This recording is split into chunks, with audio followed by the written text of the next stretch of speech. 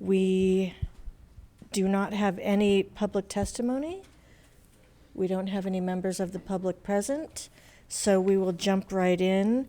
And our first presentation is for our Technology and Information Services. So welcome, good morning, Jack Kalanick. Good morning. Can you hear me okay? Great. Good morning, President Craighead, members of the board, Superintendent Baker.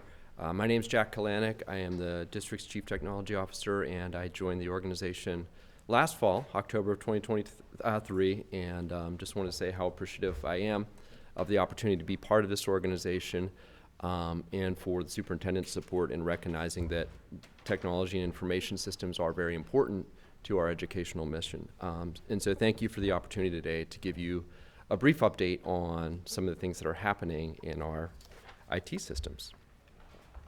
So for our agenda today, I would like to really just begin with kind of the basics, who we are, what we do, and then I'll identify a few strategic focus areas that have emerged that really guide our work going into the 24-25 school year. The bulk of our time today will be spent discussing a major new initiative around our business systems modernization. And for that discussion, I was going to invite Katrina McCullough, who's an independent consultant for the district, to come up and co-present with me. And we would follow that with a question and answer, if you're agreeable, on that item before we excuse Katrina, and then we'll carry on with some brief updates on cybersecurity and artificial intelligence. Okay, so diving right in, the IT department includes 66 very dedicated employees in the organization, and I truly believe that our greatest strength is in our people and their commitment to the overall success of the district. And quite simply, our employees care about the well-being of the district and our students and our teachers, and it shows up in their everyday work. About 50% of our department is considered field services operations. You'll notice they report to Paul Garcia on the third line in the org chart there, up through Brian Jackson, who really manages the majority of IT operations for the district. You will see those technicians out in the schools on any given day. They may be delivering new computing devices for employees and students. They may be repairing PA systems or even fire alarms, displays in the classrooms. So a lot of routine work to support the technology systems in our schools. And even the new digital voice systems that we have in all of the classrooms that we just completed last summer. I would also draw your attention to the middle of the org chart, and there's 3 boxes that have kind of green edges in the middle there. And these individuals are newer to our IT department and kind of represent our future direction, if you will, as we kind of grow and evolve our services to align to the changing needs in the school district.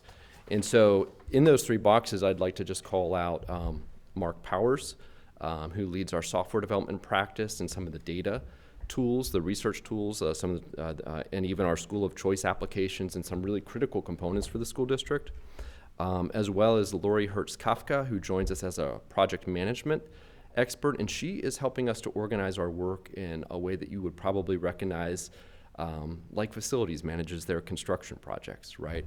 Very organized, discrete set of projects, tracking the timelines and the budgets for each of those projects. So Lori brings that expertise to our team. And then most recently, we added Jason Gamage, who is a cybersecurity expert, and I'll talk a little bit about his work, but he has deep subject matter expertise in the area of cybersecurity. So it's kind of back to the question, what do we do, right, for the organization? I'll just kind of walk you through our service portfolio. So at the top, we provide infrastructure services. What does that mean?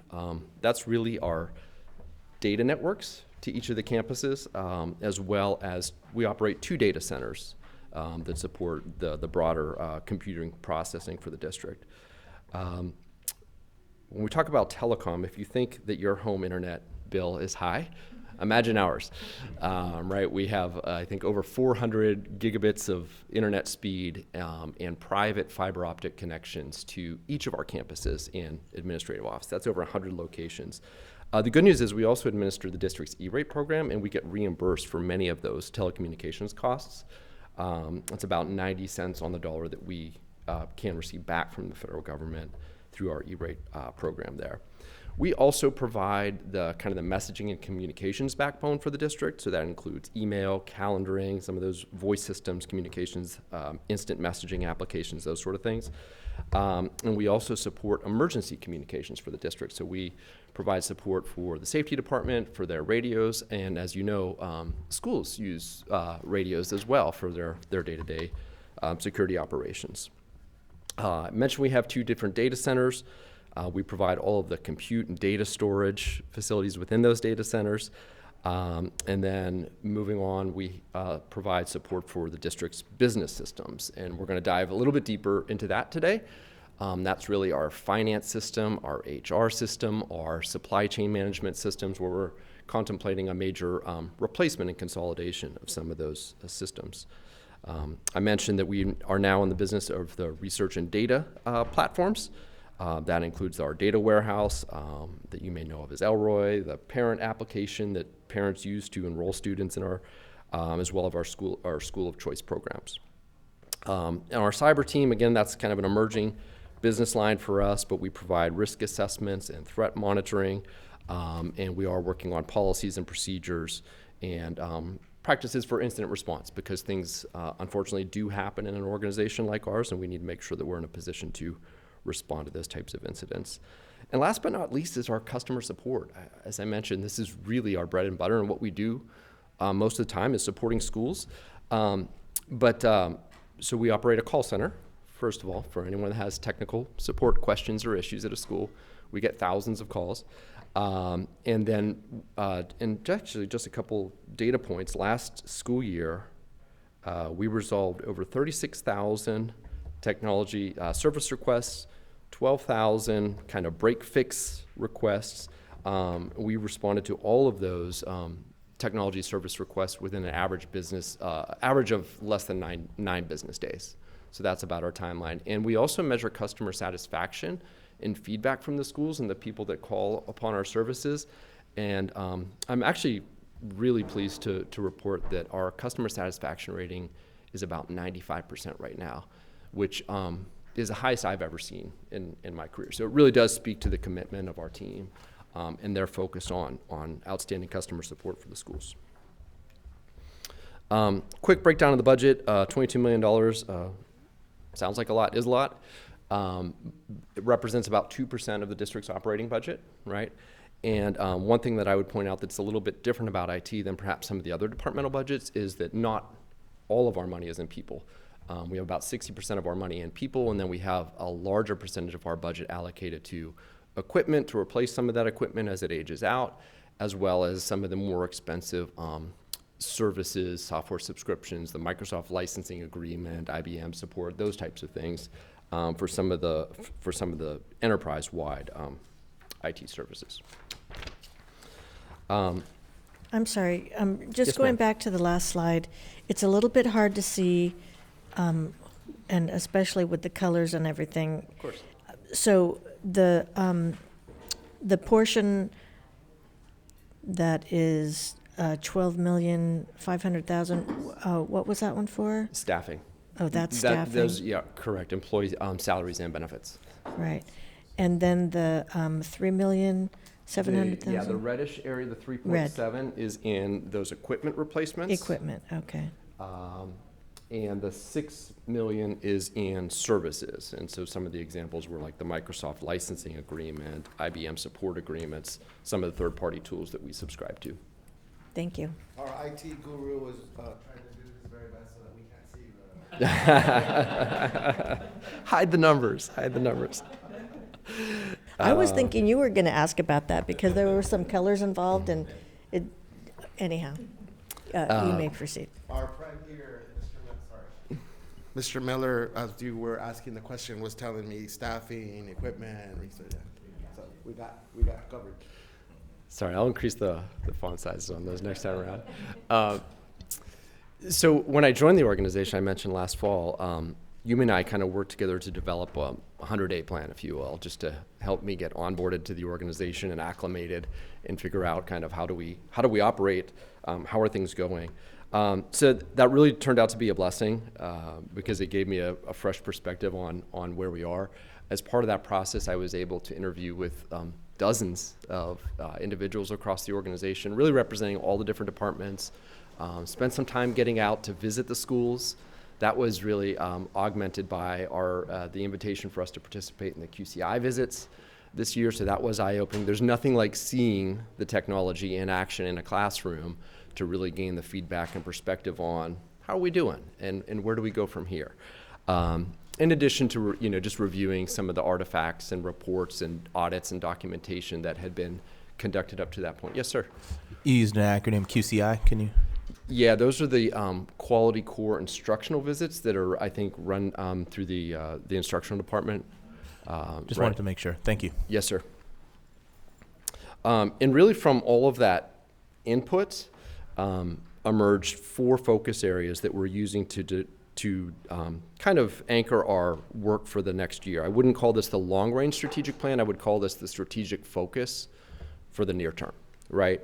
And we're going to dive deep into 2 of those areas today. Cybersecurity, we did identify some opportunities and some things that we'd like to do there, and you'll see and hear about some of the progress we're making. And then systems modernization. It did become clear that many of our systems are older and antiquated and perhaps need some attention and modernization there. There's 2 other areas that really emerged to the top that I wasn't going to dive deep into today, maybe another workshop, but that's really around data and analytics, tremendous opportunities around data, and we heard that from pretty much every department in every corner of the district is that there's this hunger for data and what can we do to provide data in real time to the people that make the decisions and provide the educational services. And then what I call digital leadership, which is recognizing that this is a very fast changing dynamic area, technology. And the things that we do today are probably not the things that we need to be doing tomorrow. And how do we gear ourselves for the future and try to keep pace with what students will be using in terms of technology? Because I think you all know that students are tremendous consumers of technology. In fact, it's now native to how they operate. And so with that, we are going to dive into the business systems modernization. I mentioned that Katrina McCullough is here. From McCullough Management, who's the independent consultant that's been on board with us for about a year or more on the project that we're about to dive into. So I'll start off, and then I'll hand to Katrina, and then she'll hand it back to me, and then we'll pause and take questions, feedback. Love to hear your response to the business systems modernization project. So. Long Beach, and I think this is not unusual for a school system. I think we're like every other school system in the country. Our information systems have evolved organically, let's say over time, over decades. And you see that. I kind of think of it as a layer cake, right? You build one layer and then you add a layer on top and then you add another layer on top and another, and before you know it, you've got this big piece of cake that's kind of toppling over and very difficult to eat. So many of those core applications that you see kind of at the center of the diagram were developed in-house, right, by our own people many, many years ago, right? So some of our systems are now 20, 30 years old with 20 or 30-year-old technology. The good news is we haven't, they've been very efficient. We haven't spent a lot of money. It's amazing how well they run the district and how well we've been able to support them for that period of time. The kind of not so good news is that due to the limited functionality of some of those systems, we've had to add additional layers on top of them. And those are those kind of orange boxes that you see in the diagram. So we've been adding little systems and applications all over the place to the point that now we have an ecosystem of, maybe 25, 30 plus applications that may be involved in any given business process, like hiring a teacher, right? So hiring a teacher is not exactly a straightforward process in the organization at this point. A person involved in that process would have to go through 5 or 6 different applications in order to, right, fulfill what we're trying to do, which is hire a teacher. And so you can see that Again, kind of a complex ecosystem, wasn't necessarily built by design at this point. It's something that we've inherited and we are managing, and we have kind of an eye for how we are going to modernize and hopefully consolidate that landscape. In fact, we see kind of a compelling business case emerging for this change. That's a real screenshot of a real green screen that maybe some of you can remember seeing in your jobs. Yeah, this is actually one of the interfaces that our business folks use and schools use, right, to interact with our systems. So the first thing, as I mentioned, these are older systems, and they are getting more difficult to support. In fact, some of them are not supported anymore. We can't even buy the commercial support for some of the older systems, and the skill set for the individuals that support them is kind of drying up as those technologies are just in many cases retired. The other thing is that we see an opportunity to modernize and streamline some of our processes, right? So we kind of approach this as a technology project, but it's really a business project, a really business process modernization project, because there are so many steps, and Katrina will tell you about the work of the team, but they've been mapping out all of the district's business processes and kind of how they work, and then we really can see kind of how complex and cumbersome they are. And what we know is that many of these processes have become standardized over time and automated. We would like to take advantage of those. We think we can add some efficiencies back into the organization. And also save some cost, right? Because on that last slide, you remember there are 25, 30 different systems. We have to pay for each of them, right? And the support and management for each of them. And so, again, we're gearing towards a consolidation that we think over time can save us some money. Another opportunity that we see for this project is just speed. Many of those processes take time, and unfortunately, schools lose visibility into those processes. So if you are trying to hire, right, a new teacher, school may not know where exactly they stand in that hiring process and when that person is going to arrive. That's just because of the limitations of these systems in providing visibility and real-time access to the people who would like to know that information. So we think we can speed up those processes. We think we can speed up the approvals by automating them, right? Many of our approvals are actually still done on paper today. So you'll see that's one of our guiding principles going forward, is to try to get off paper, consolidate the data systems, really streamline some of these business processes, and improve the customer experience for the schools and for the offices. And the last thing I would say, and you're probably thinking about this from a board perspective, is with some of these older systems, what would we do if something went wrong? And we came in and those systems had failed for whatever reason. How does that impact our ability to provide the overall services of the district? And so that is something that we think about too every day. And we see some opportunity here that we can provide better business resiliency for the community by modernizing to systems that maybe are not so fragile. So, what is this project all about? Our business system modernization project is called RPM. It stands for Resource Planning Modernization, right? You may have heard the term ERP. Sorry, IT people speak in acronyms. I try not to, but it's just inherent. But many organizations have implemented enterprise resource planning systems, right? And so these are the commercial core business systems for finance, HR, and supply chain. So really what we're talking about with our RPM is modernizing Long Beach's core business systems and business processes with a modern commercial system. That's kind of what we're looking to do here. And I've highlighted the three major business process areas that are included in scope, right? So again, budget and finance. So this includes our general ledger. This includes all of our accounting systems. This includes our financial reporting obligations to the county, to the state, what have you, as well as our budget development and some of the work order planning, like when we spend time doing work to repair a school, things like that, tracking the time and making sure that that's all allocated back to the books, right? So that's kind of the financial business process, if you will, in a nutshell.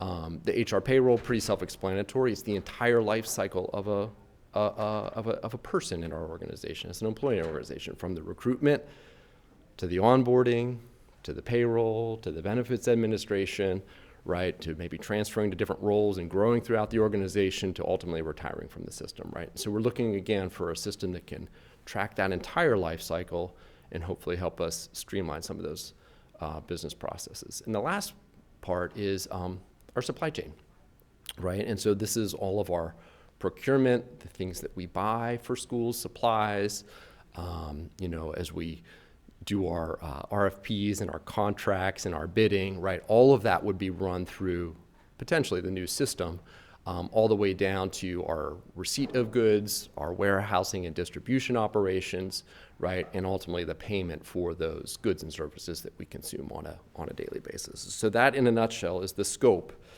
of the business system modernization project that we're talking about.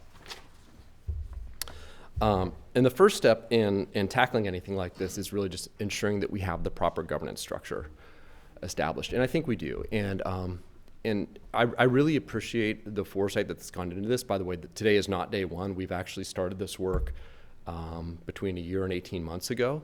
And so I appreciate really the vision from our sponsors, Yumi and Kelly, as well as my predecessor, Matt Woods, who kind of got us to this point. So we've been working on this.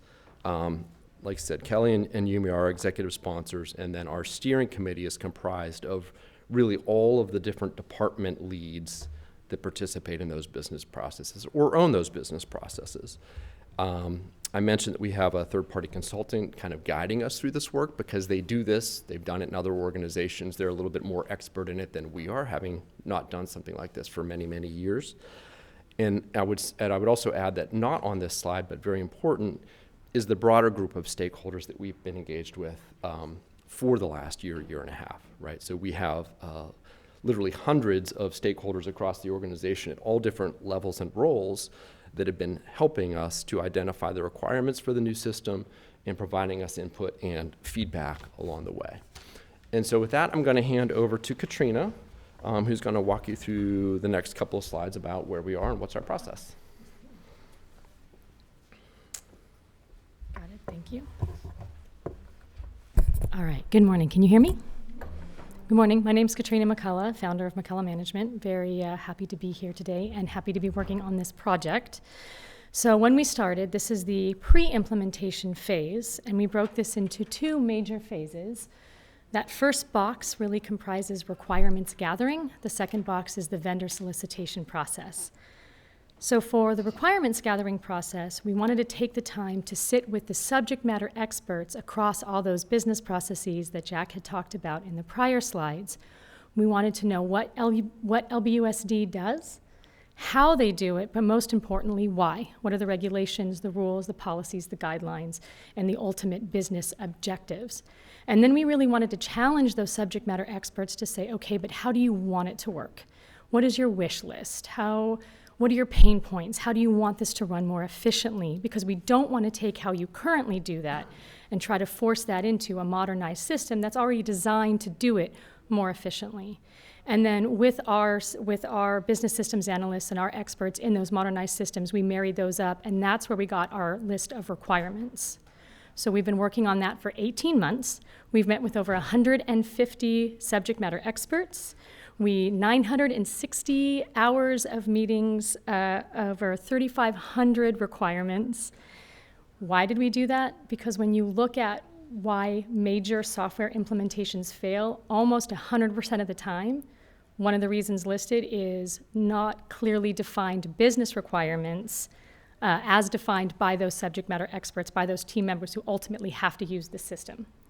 The other reason is we wanted participation. Enthusiasm, buy-in. We wanted to increase the likelihood for adoption for these new systems when we select them and ultimately go live with them. And we've been running surveys throughout the whole process. And several of the questions include, what are your how satisfied are you with the requirements gathering process? We're typically between 80 and 90% satisfaction with the process, which is telling after a year and a half of requirements gathering. And then we ask, how excited are you about the idea of these new systems? And I think it's sometimes there's the assumption that there might be some resistance to change, but over 75% of those surveyed have said not only are they excited about a new system, they want it now. So we're very excited about this process. We are finalizing those requirements. We're 98% through with the requirements gathering process. We're going to clean those up and post them for the next phase of the pre-implementation, which is the vendor solicitation. Vendors will respond to those requirements. We will shortlist them, put them through an exhaustive scripted demonstration, and then ultimately make the award for the ERP system. Throughout this process, we also wanted to do research. That was one of our major activities. We wanted to see how other school districts were using ERP systems. So one of the ways we did this was to host an RFI, and that's request for information. It's a little different from an RFP in that we didn't actually post our requirements and we're not ranking any of the vendors. We did this for 4 main reasons. One, we just wanted to see who might be interested in our RFP when we're ready to post it. And as you can see, we're very excited. These are the majority of the major players in the ERP space attended our bidders conference and actually submitted the RFI. We wanted to get some tips and tricks for the RFP process itself. Ultimately, we wanted implementation strategy recommendations around teams, how we might phase the project, what those timelines might look like, and we wanted a sneak peek into cost. So the software licensing as well as the system integration costs. Over 1,200 pages of RFI responses, and from that we did distill that down to the top 5 across the board, the top 5 best practices for large-scale ERP implementations. And what this did serve as well was to confirm the directions that we were already going. So around the schedule, around the timeline, around the team, and around the cost, and we're going to talk about all of those in the next slides. But establishing guiding principles. So we did establish those for our requirements gathering phase. We held our subject matter experts accountable to these as we were defining requirements. We're going to hold our vendors accountable to these as we go through the solicitation, the RFP. They include going paperless, not having data duplication or data redundancy across systems. They include communication within the system, so not always having to send an email and then write a note that you sent an email, but those you're actually able to communicate and have an audit trail of that communication within the system, as well as workflows. And we're going to talk about that in the final one. And of course, data access, reporting, dashboards, ad hoc reporting, the ability to have access to your data when you need it, the way that you need it. The next one, and we are going to come up with a different set of guiding principles for the implementation as we get closer. Establishing a governance and steering committee. Jack spoke to that already. We've been meeting monthly since the start of this project. This is the team that will ultimately make some of those key decisions, as well as risk mitigation, escalation, resolution. Beginning with financial systems and then following with HR payroll. So when you think about these systems, these organizations that are going to be bidding in the RFP, they have been doing this for decades. And they have tried and true methodology, which include starting with your financial systems, your chart of accounts, the slightly less nuanced systems, also honing your project management methodologies, your change management methodologies, and then moving towards people, payroll, those more nuanced, more complex, those systems that have potentially more opportunities for risk, making sure everyone gets paid the way they're supposed to. Identifying LBUSD dedicated project personnel. So that's a big one. We do need the people who use the system to be part of this implementation process. They need to be helping to define the configurations, test the data, make sure the data is coming over the way it's supposed to, help with training, help with testing, inform change management. We want to make sure that we have percentages of those people's time during those key phases working alongside our vendors. That helps us stay on time and on budget, but most importantly, it's the quality of the product. You want the product to work the way you need it to work the day it goes live for business continuity, and the best people to make sure that's going to happen are the people who are going to be using it and doing the work. And lastly, minimizing customization. So the way these old ERPs worked, the on-premise ERPs, is they would have some out-of-the-box functionality, But what was great about them is you could customize it to work the way you wanted it to work. So you could force your old way of doing things into a new system. The problem is the cost of ownership of that. Every time these systems would do these large upgrades every 3 to 5 years, you would have to redevelop, retest, redeploy all of your customizations. So the benefit of being in the cloud is you don't have to do that. They are designed to be flexible and configurable to meet a large percentage of what your business requirements are. And that's why we've done such an exhaustive requirements gathering process, is so when we select the vendor, we're going to have confidence they can meet a large percentage of our needs, quote unquote, out of the box. And then we can focus on this percentage of those areas where they don't, and we can take a look at how we do business and are there opportunities to refine our business processes so we can use the system as it is designed. What that does is it allows us to leverage enhancements and changes and modernizations and innovations as they come, and it allows us to actually stay up to date with these systems. And that's part of the benefit of moving to the cloud.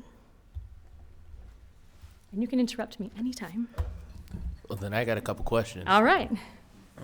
So, and one of the things that I think I heard is that you're talking about the system as it being malleable, right? So it's something that can consistently be formed or reformed to best fit the user, correct? That is, they're designed to be configurable. So they come with some functionality designed for specifically K-12 spaces. All of these organizations that we're looking at, these vendors that we're looking at, specifically have case studies and clients in the K-12 space. But within that, we have our own unique way of doing business. And so the idea is that they would have created a framework that allows us to configure workflows the way that we need it to work here, with the idea already of how government and K-12 do business. Got it. And so, and I'm going to change thought processes Sure. just for a second here, and excuse the very basic description that I'm going to use, but it's an analogy that I think helps describe what a little bit of my concern is. And so when I looked at, and this is probably more for Jack than it is for you, when we were taking a look at this slide here, it was on page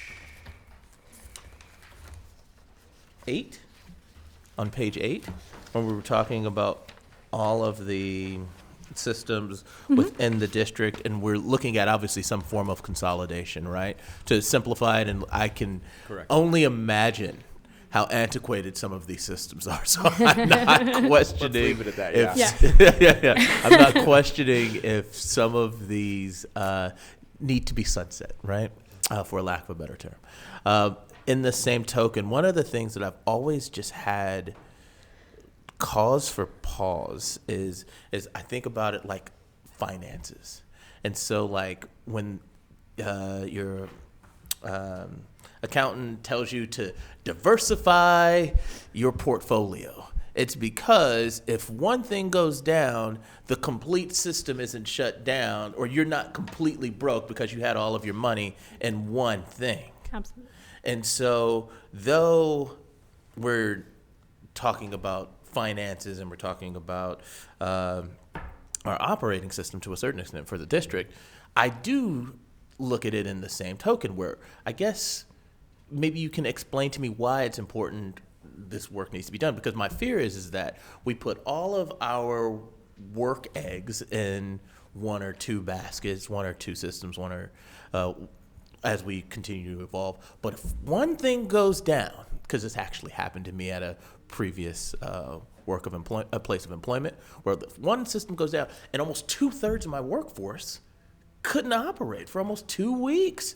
And you can imagine how much work was lost, how many people we weren't able to help, how much money was lost. And so I guess it just always gives me cause for pause when the loss of diversification's there, because it's hard for people to still do their job without the, like, you know, if this thing goes down, it's like, oh, well, at least I still got Google. At least it's still, and so I guess, can you speak a little bit to that and how maybe some of my fears. It's a very insightful question, and I would say that, you know, part of that risk exists today for us just because of the fragility of some of these systems and the likelihood that they may go down. And the other thing that you pointed out in this current state view is all of the complex integration between these systems, right? If we drop a file one night between this system and that system, the whole thing gets out of sync.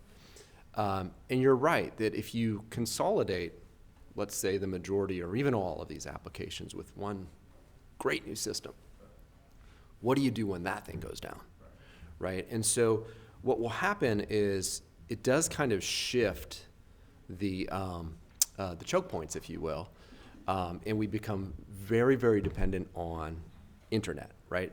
So what happens is our internet connection becomes absolutely essential because all of this, and we didn't really touch on this, so I'll just mention it now, that we are focused, actually Katrina mentioned it, but I'll kind of put a finer point on it, is we're looking at cloud-based systems. So this system that we're talking about in the future will not live in a Long Beach data center.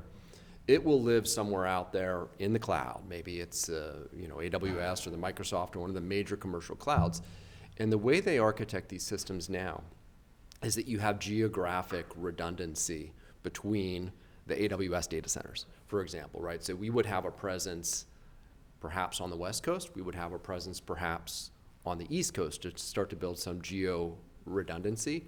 And then you're right, it does put additional pressure on our internet architecture to make sure that we have, and we do, have multiple feeds to the internet in case one of our connection drops, we fail over traffic to the other. So in a strange way, this project would actually add resiliency to us. But you are correct that if the one system, if the one application goes down for whatever reason, it's really all aspects of our business. It's the HR, it's processing new purchase orders, paying vendors, that sort of thing. And so one of the requirements that we look at, right, as Katrina and her team have developed this, is we do have a very high standard for the 99.9 whatever it is percentage of availability, and they have to prove to us how they can meet that requirement. And my last question, it's a smaller one. On slide number 12, you were basically talking about two parts of the process. One was, the second process was vendor selection, but what was the first one? I just missed the language you... Requirements gathering. Requirements gathering. Got it. Those 3 boxes made up. We did the current state, a little future state reimagining, and from there got our final list of requirements. Got it. Any additional questions? All right, we are going to jump into timeline. So as mentioned, we wanted to start with supply chain and finance. We're starting with supply chain because they have the lowest amount of time constraints. And then moving into our budget and our finance. Budget and finance start, of course, after all of the activities of the new fiscal year and the budget adoption. And then we want to tie their go live to the start of the fiscal year, so that July 2020, make sure I got that right, 2026. And so that is when, so we go live with the new, we go live with the adopted budget in the new system. Overlapping that is recruiting. Obviously, we don't want to be doing recruiting in our high recruiting season. So we start that after the start of the academic year, and the idea is that we have a go live specifically for the HRS side before we start the activities for recruitment for the next academic year. And then as we're going live with budget and finance, we'll start the activities with HR, PC, and payroll. When we say the HCM system, that of course means HRS and PC together, and payroll. So we'll begin the data migration activities, we'll begin the configuration outlines, and we'll begin standing up that system. After budget and finance go live, we'll start doing those testing cycles on on HRS and payroll. That is the longest one. That is about 18 months. Obviously, it's the most complex. It has the highest amount of risk. We want to give that as much testing as needed. We want to do parallel testing, potentially some piloting of it as we go through. So that is also tied to the start of a fiscal year. This is feedback from our internal subject matter experts in these departments. So that'll go live July of 2027. Any questions on that? I am going to hand it back over to Jack to talk about the budget and close this out. Thanks so much. Thanks, Katrina.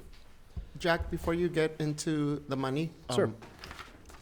And I'm thinking about how to frame this given the investment component that's coming up here in the presentation. So I had a conversation with Dr. Baker yesterday at our one-on-one check-ins, and it was really the core of my question right now is coming from one, recognizing the importance that technology plays in advancing our core mission as a district. But the second sort of context is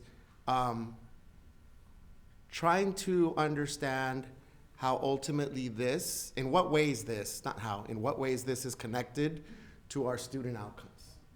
All right, so in the spirit of now going on more than 2 years of our focus as a board becoming more student outcomes based and leaving sort of the business of the district up to our superintendent, our executive team, so that we can hone in on the student outcomes piece of it.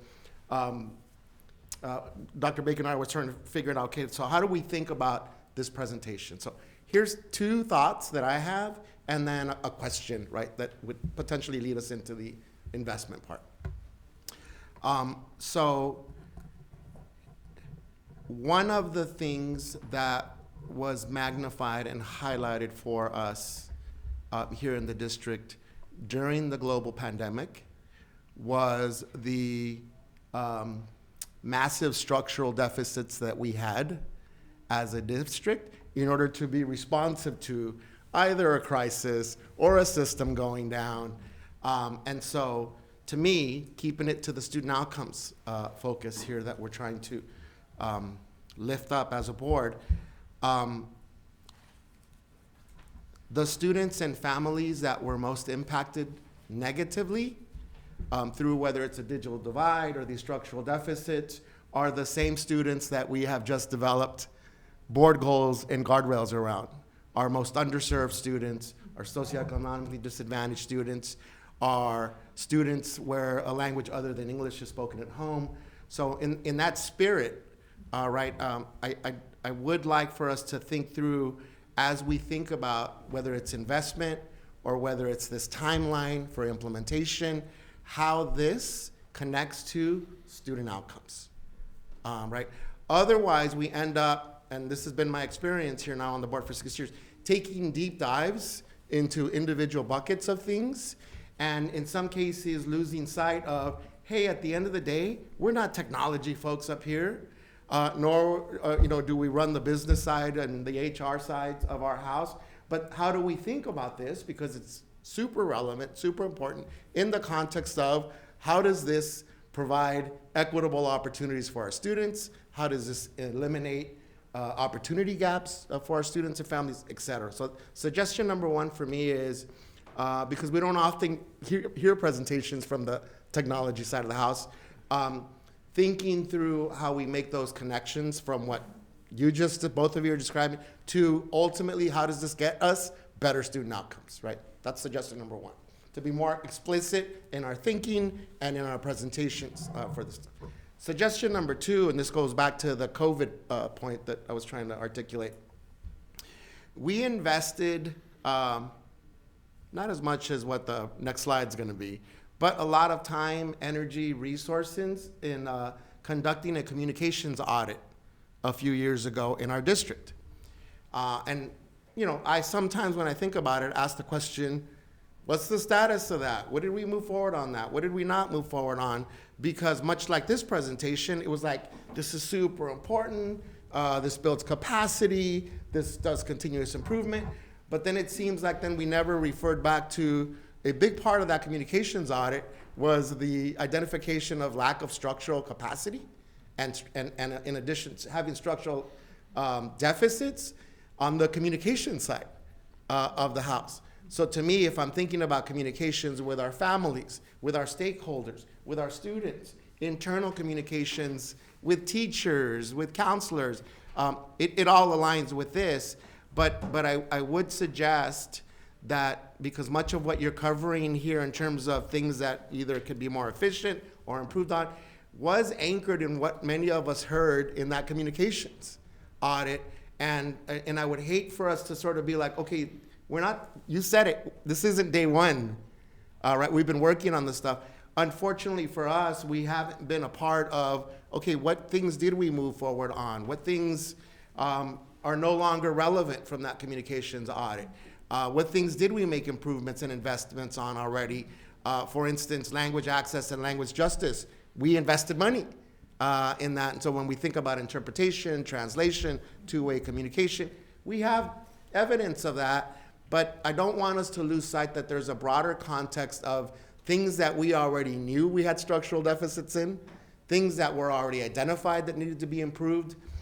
So I would suggest sort of those two contexts because it makes it really hard then for me, and I'll isolate myself in this case, to think through 2 months from now, 3 months from now, 6 months from now, if we don't get another technology presentation like this, how would I think about an update, a memo?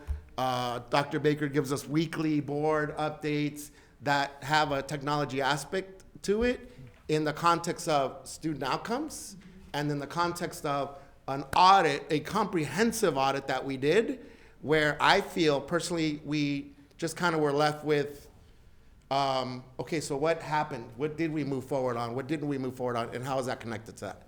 I was long-winded, but my question is, in the investment part, given the two sort of suggested contexts that would be helpful for me and for our board,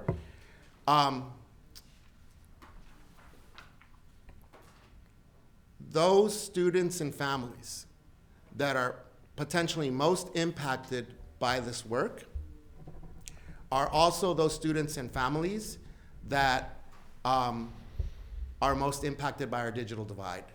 So as we're making all of these very necessary improvements, how do we affirm and uphold the excellence and equity pillar that got us to this point in the first place? Because we can talk about systems and PRMs and ERPs all day and night with you all, and we'd all probably be like, yes, let's figure this out, let's make more investments.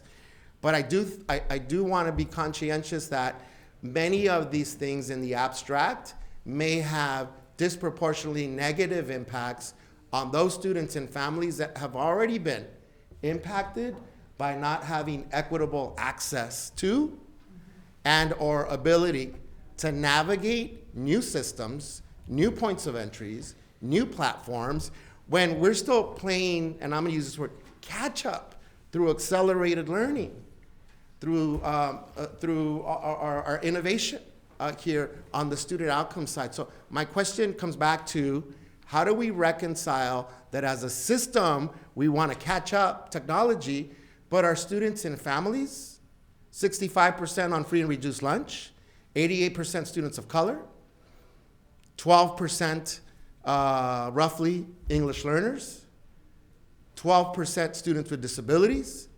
How do we also intentionally not forget that these students, families, and households are also trying to catch up with technology, with new platforms, with new systems? So that's my ultimate question, but really in the context of student outcomes and structural deficits that we already knew we had that were magnified in the global pandemic.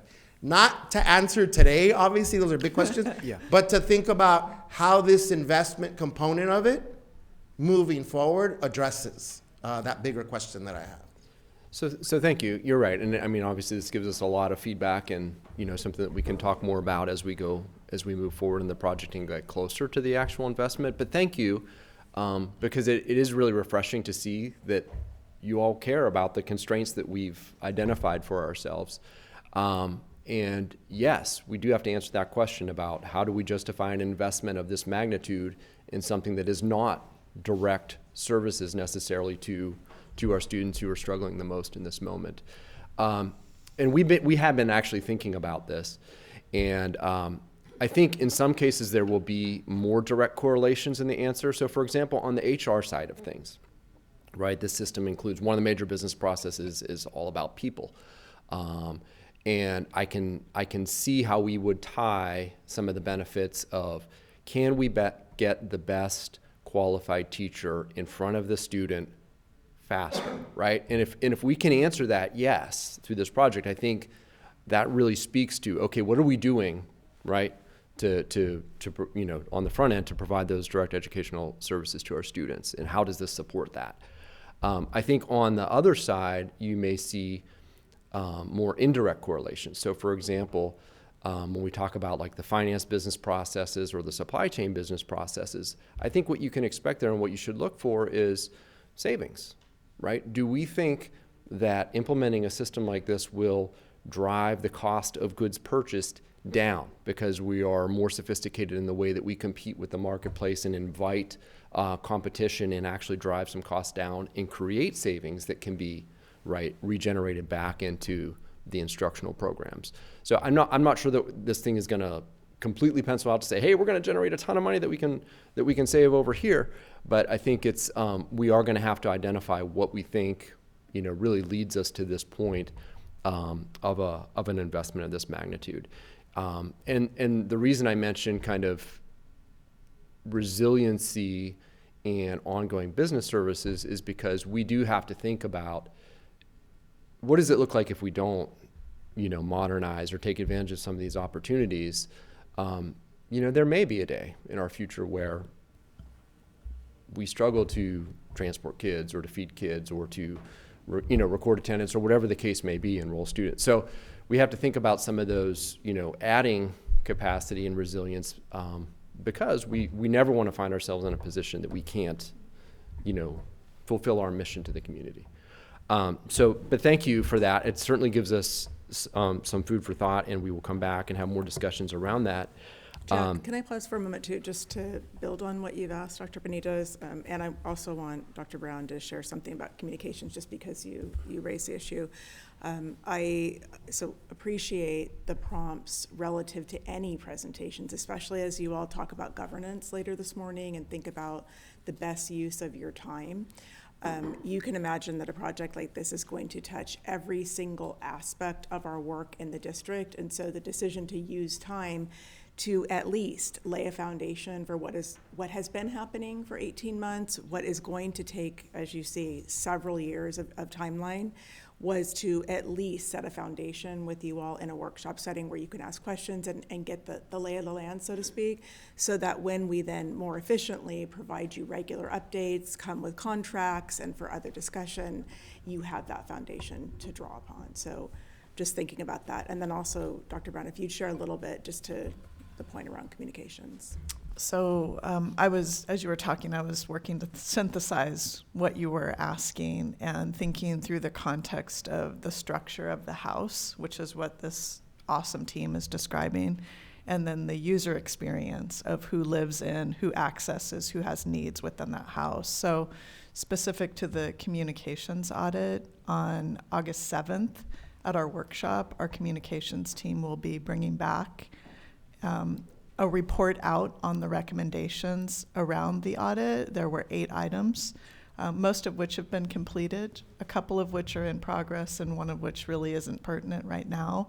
And so they'll be giving a status update and then also a going forward, what we'd like to move towards. So spoiler alert, August 7th for our 1 million viewers, that's what's coming. And by the way, I didn't set that one up because I had no idea. It was an alley-oop, so I thought. that's why I wanted to share it. And just thinking about the 3 aspects that you raised, that other board members have raised as well too, our business offices under Yumi's leadership are engaging in all kinds of study that connects them to the excellence and equity policy in business practices. So we could do a whole session on that and the work that's being led, including going forward. But your prompt around connection to student outcomes, connection to communications audit or other audits that we've done, and a connection to the excellence and equity policy, even when we provide updates that have a dotted line to those things, even in a board update, that's instructive, not just to Jack and team, but to all of us to think about how do we more explicitly make that connection. So appreciate that. Thank you. And so I'll just touch on the budget real quick. So we have put some thought into developing a preliminary budget. This is not final. And this is really based on our own calculations and estimation of what that 3-year project looks like and what it takes in terms of resources. We validated that information based on what we received in the RFI process from vendors about their pricing and the implementation service partners, what they charge. And the thing I would say about the $32 to $42 million range is that we really structured this as a comprehensive budget. This isn't just part of it, right? This is, the internal resources how much would it cost us internally to fund the positions or the resources to do the work and the configuration, the testing of the new system? What are the software costs? What are the cloud hosting costs? What is the major implementation service provider cost? What is our third-party project management consulting cost, as well as contingencies? So it is a really comprehensive view of what we think is the number. And of course, it'll be refined as we go throughout the process. So again, the RFI, none of that information was binding, but as we enter the RFP phase, then these become binding proposals that we intend to negotiate and come back to you with a different number. The other thing I'll say about the budget is that we've designed it so that it would stretch out over multiple fiscal years, 4 fiscal years, to hopefully kind of ease some of the cash flow issues, if you will. And then just to kind of wrap this item and then open up for any other questions, we're completing those requirements. As Katrina said, we're 98% done. The RFP will hit the street late August. Obviously, we'll go through a Q&A with the vendors, give them sufficient time to respond, put their best foot forward. We will evaluate the proposals based on the responses to our very detailed requirements, and then move into a second phase of evaluation around software demos, site visits to reference customers. We do plan to be very thorough in our vetting before we identify a finalist recommendation, negotiate those contracts with the benefit of our legal team, and hopefully bring something back to the board probably in that February to March time frame of 2025. So we are trying to get out front of it. I anticipate there will be additional conversations between now and then, but the purpose of today was to kind of bring you up to speed on where we're currently at. And so that was the end of our discussion on the business system modernization, but I would like to entertain any other questions or feedback that the board may have on that item before we move on to the couple next items. Just a quick question, probably a silly question that I'm asking, but none of the programs that you are planning, envisioning in this process will replace someone's position. Not necessarily. I think, these systems do bring about efficiency. That's another kind of, benefit or business case for the system is we will hopefully shrink processes. We will reduce the amount of time that employees have to spend doing certain tasks. And certain tasks that people do today may become automated. We hope that they will, right? So that people can become more efficient. So I think naturally over time, the long run, there may be some consolidation, but we're not basing the benefit or the business case on shrinking the headcount necessarily. Would we be able to get some kind of, report that would indicate as to if we implement X, Y, and Z program over the lapse of so many years, maybe 5 positions went to 2, or maybe those 5 positions were reduced went from full-time to part-time?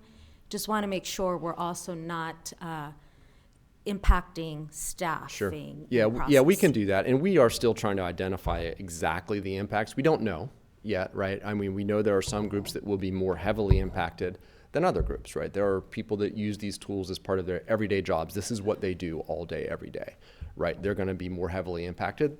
Their job duties may change a little bit.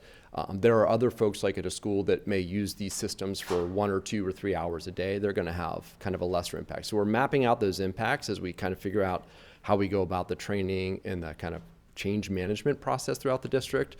Again, recognizing that it will have some impact on the work that people do. I would just want to say, I wouldn't like to see programs that are implemented, and then we have someone that's been in a position for years, and now we're bringing someone who has maybe graduated recently from college and is more up to date with some of the, requirements to perform the job there. Okay, thank you. Thank you. And And my Commodore's question is kind of in alignment with what Maria is talking about. And I brought this up once before to the team. I'm assuming that these systems are going to be using some form of AI, correct? Yes. Yeah, I mean, they would have to be if we're talking about Yeah, 21st century. I'd be afraid if we weren't. In fact, it is part of our requirements, and we have explicitly asked the vendors to provide their roadmap for AI and how they plan to create efficiencies leveraging that technology. Yeah. And so when I hear the use of AI, I too, like Maria, hear the potential of termination or removal of certain jobs. And so I too have that concern about our uses of AI. And though I like to consider myself still a young man, I too still have some old school thoughts on computers and technology and how smart some of these artificial intelligence programs may be. And so I'm still carry myself with a little bit of intrepidation. And so though I know that this is not going to be the last time we hear about our IT, I don't want to call it overhaul, but let's call it update. I'd be curious to hear in the future the connection to or the use of artificial intelligence and what that may or may not do to our current workforce. Well, I'd say that's actually on our agenda for today. So we're gonna touch on that in just a minute if you kind of want to hold that thought. But I have similar perspective to you that it does change the work perhaps for some of our employees and for what people do, and especially for our students, right, that will be entering the workforce at the end of, right, in the near future. So I'd say let's hold that thought on AI for a minute because we are gonna dive into that today. Any other questions, or would you like me to move ahead, President Craig? Okay, next topic, and I'll be brief here, is just a general cybersecurity update, and we can dig deeper into this, at another time, or even in a closed session if you guys want to go deeper. But I think what I'd like to share is that unfortunately we recognize at this point that education institutions have become a very common target for cybersecurity of cyber attacks. And in the last couple years, education institutions and state and local governments have actually risen to be the number one and number two most targeted types of companies, right? So we're very aware of the threats in the system that we live in. If I could show you on the next slide, we have a map of all the different types of incidents that have been reported within K-12 institutions across the country. There are probably many more that haven't been reported. So really the mindset for us has shifted. It's not a matter of if, but when, and how do you respond in the event that something goes wrong. And then, specifically there are two risk events that we think about the most that tend to be the most disruptive. Is number one is data leakage. You see that, you've heard that recently. I think AT&T, Ticketmaster, have recently announced major data leakage. I'm sure we've all experienced those things individually in our personal lives, but that is one scenario that we are very keenly aware of and monitoring to try to make sure that the information that we are entrusted with, that we control and maintain as best we can, protection and privacy for that information. The other risk that we really think about a lot right now is ransomware, because in ransomware events, it really does become debilitating from a business perspective and for our ability to provide our services. So those are the two scenarios that we think about the most, that we plan for, and we are actively trying to mitigate and prevent. If I could touch on just a little bit of the work, and I won't go deep. This is just a representative sample of some of the things that we're working on right now. I mentioned that we hired a new cybersecurity lead. That person brings a lot of experience from the private sector and is helping to coach our staff up on how to spot these things and to use the tools. We have conducted multiple internal assessments of our systems to identify any potential weaknesses, and then we've obviously, once you know about something, you work as quickly as you can to identify those weaknesses. Multi-factor authentication is a very, very effective method for reducing unauthorized access to our systems, and so we have added additional applications, that requirement to additional applications. And so it provides that extra level, it's that text code or the PIN code that you get for the second form of validation when you're logging into our systems. And the other thing that I'll touch on real quick is just kind of the impact for students. We were experiencing kind of an uptick in unauthorized access or attempts at our student accounts. And so that was the reason that we implemented what we call the Clever Portal, but it's a different way for our students to log into our systems and gain access to their educational applications and to their instructional materials that has additional security built in. So in fact, kind of continuing that, one of the things I'm most excited about this fall is we are moving towards what I call kind of a passwordless authentication for some of our students, for our elementary students. So we will actually be rolling out this Clever badging in our elementary schools, which really changes the way that our students log in. It makes it easier, for one, really streamlines their access and removes some of the barriers that they experience in the classroom to get signed in. And it also is more secure because we're not typing in passwords and posting them all over the place. Let's see, a couple other things that I would maybe just touch on. Actually, it's kind of really exciting news. I think you'll appreciate it. We hired our first cybersecurity intern for our summer as part of our internal team. His name's Colin. He's a senior at CAMS, and he's sitting upstairs. Let's see, today is Wednesday. Yeah, he's sitting upstairs right now, working with our team and learning how to do cybersecurity operations and threat hunting and going through some of our logs and some of our systems. Really excited. Where everyone is just so jazzed to be, helping hopefully create interest for a student in this type of career. And then just looking ahead, I would mention that cybersecurity, like anything else, is a data business. And one of the things we're focused on is gathering all the system logs and everything that's happening in all those different applications that you saw on slide 8, I think it was, and collecting all that information and trying to make sense of it, right? And so we will be doing two things. We will, number one, be investing additional training and professional development for our team and creating some new employee classifications. To your point, we're hiring some new skill sets that we haven't traditionally had. And at the same time, we will be outsourcing certain services to provide kind of that 24/7 monitoring of our environment. That's not something that we're able to do right now with our current resources. And so we look to outsource that so that we do have somebody that's monitoring our systems on nights and on weekends in case something pops up, because the bad guys actually know, and they tend to target organizations like ours during these times. So again, I can go deeper on cybersecurity, at your pleasure or in a different form if you like, if you want to hear more about that. But I wanted you to know that we are focused in establishing our program and building some maturity and capability there. Quick question, Jack, more for Dr. Baker and the team. You referenced it. So as we know, most of our students and families are accessing our various platforms on mobile devices, right? So, it'd be good to get an update on what are we doing to educate students and families.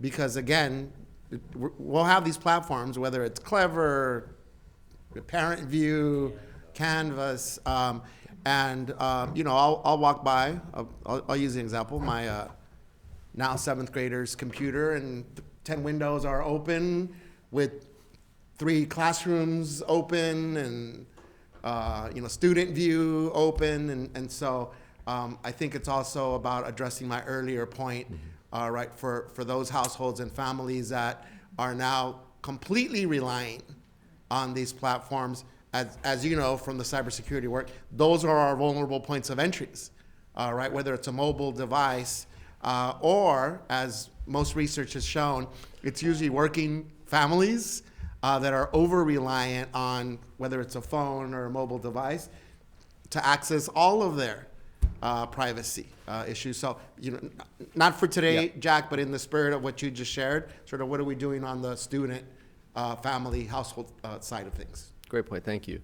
And we do have a cybersecurity awareness program that's geared mostly towards employees, right? Every year we go through a mandatory training. We are doing more with those mobile devices and pushing endpoint protection and things like that. But your point is well taken about students, and it actually kind of comes back around as we talk about artificial intelligence, because I can envision a future state for us whereby we do have like a digital citizenship course or instructional bit that we provide to students to give them some of the basics around cybersecurity and or artificial intelligence. I see us potentially moving in that direction. Would you like me? I realize we're a little over time, so I'll try to be quick on the last topic here with AI. But it is a really promising topic, and I personally am very excited about artificial intelligence, and I think it has the really ability to be tremendously powerful in our environment. I think it could really impact for the better the way we educate students, and really, as we think about our students as entering their careers and future education plans, I think it's going to play a huge part of their lives. So with that, I am excited to kind of dive in and tell you where we're at right now.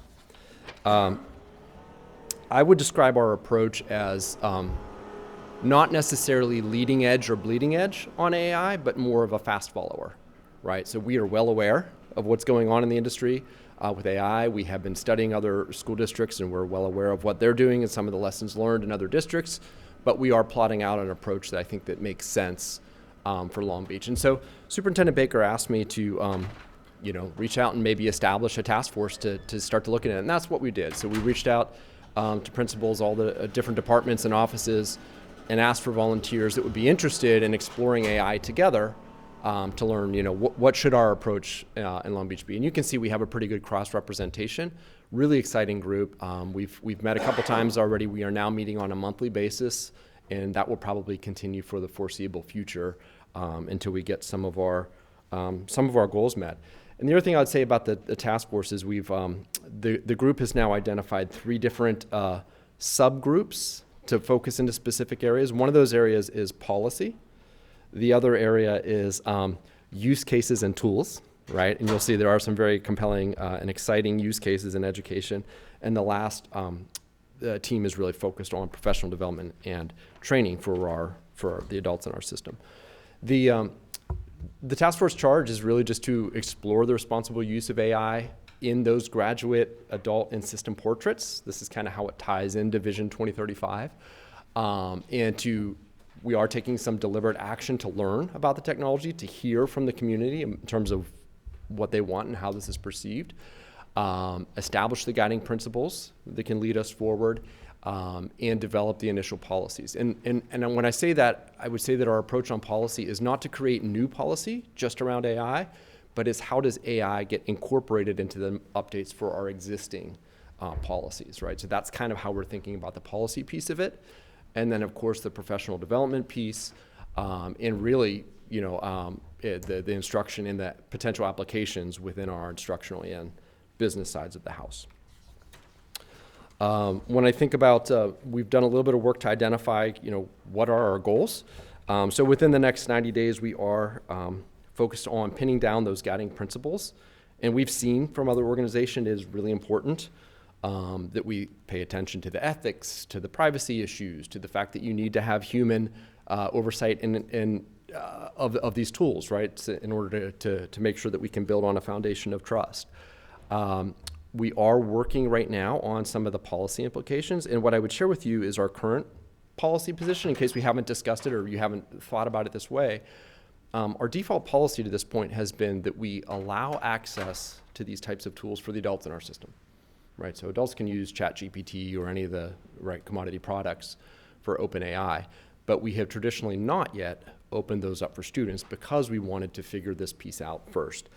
So there is a little bit of urgency because if you believe, and some people do and some people don't, that AI offers potential benefits for our students, then we want to unlock that potential and really train students on how to use the technology responsibly, the strengths and weaknesses, right, of the potential technology and where it applies in their educational journey. So we are there right now looking at the potential policy implications and what that may look like and bring that forward. I think the first place that you'll see that is really in our responsible use policies, which we've been working on this summer. But there is a little bit more to come on the policy side. Jack, one of the things I was just thinking about adding, you may have said this, but we have, and I forget the number, so you may have it in your head, thousands of users of AI already. About And so- 3,000. About 3,000. And so while we want to be measured and intentional and methodical about our approach, we're also, running the race of knowing that we already have 3,000 active users, and without policy and without some of the guidance that we intend to have in the near future. So that doesn't stop while we're doing this, because you have staff all over in offices, in classrooms with their own phones, running their own technology and learning to use things. And part of that is managing the risk right now with other aspects of what Jack has talked about, and then setting us up for the future in systematic use of AI with other guardrails that come with that. Dr. Baker, can you spend one more minute on, just as a follow-up to that? Notwithstanding all the benefits and/or potential benefits of AI, this connection to policy that Jack just referenced and that you expanded on, could you give us a glimpse of what kind of thinking there is around things like our recently adopted grading policy, right? And so the not so good uses of AI for students potentially submitting work that they didn't produce themselves, and how that then connects to our grading policy and such. So Jack may be able to offer more specifics to that, but what I will say is that part of our measured approach is really being able to use what's going on in the field, both from an expertise aspect of consultants. We've had access to staff through Council of Great City Schools.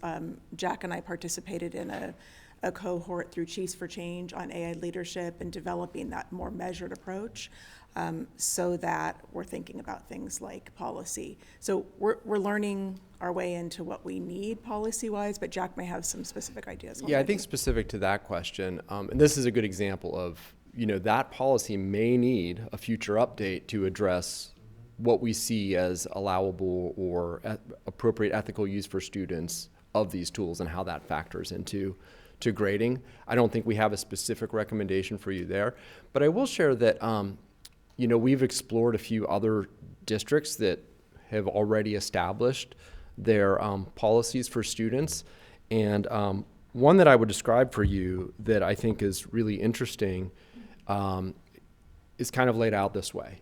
Number one, AI is really not appropriate for students under a certain age, 13, right? It's just like social media. Even the providers of the technology do not advise for the use for students under 13. So that policy position becomes pretty clear. And then for students over 13, it's, well, what does an acceptable process look like? And what we've seen from some other districts is, number one, it's an acceptance of a revised set of responsible use, right, which defines how to be mindful of privacy issues, confidentiality issues, ethical use of the tools in your assignments, what you can or should do with it, or what you shouldn't, right? And individuality of work and copyright and all those things, right? And so the use, again, for the students over 13 comes down to acceptance of the responsible use policy, provided it includes all those things, parental consent, completion of an online digital citizenship course, right, which is, I think, another district we've seen like maybe 30, 45 minutes or an hour worth of content. And if all of those things become true, then they open up access to certain applications for those students in certain age groups. Again, that's one reference policy that we've looked at. I'm not saying it's the policy for Long Beach, but it does kind of provide a little bit of a benchmark and a framework to say, okay, there is a pathway here. We can figure out what is the right policy for our students, recognizing, of course, it may be different than that, right? And this is one of the things that the task force is actively exploring, and we'll have to figure out how we get broader input and feedback into that. But it kind of gives you a little illustration of where it could be going. Also, I would just like to add that maybe a policy like that would have a feature that protects students, because I've been aware of at least a couple of cases where students have been accused of using AI because a certain percentage of their work, let's say a writing assignment, matched with other things that were available. But they were not given credit for the assignment because that certain percentage was met or exceeded, when in fact it was original work.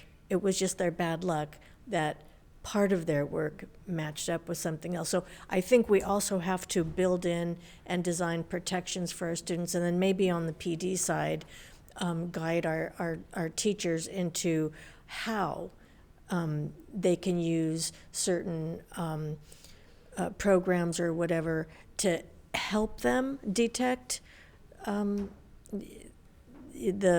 fraudulent work, but also not punish the kids who are doing their own work, if that could be a consideration. Absolutely, thank you. And maybe just to kind of wrap up on this topic, we do see many potential benefits, and of course we see the correlating potential risks. Some of the potential benefits, and we have piloted and explored a couple different commercial products. Some of them are very exciting. They offer teachers tremendous time savings in creating their lesson plans. We've seen tools that allow for very tailored personalization of assessments and instruction, and targeted intervention for students in things like reading. And not to even mention some of the benefits that we've seen on the creative side, tools that can be used to create artwork, imagery, video, music. I mean, there's so much out there that I think really could be a positive experience and useful for our students, depending on where their career paths take them, as well as getting deep into AI to actually become the computer scientists and the engineers that fuel the ongoing development of these tools. So there's a lot of potential benefit there. And of course, we are studying and we're well aware of the risks.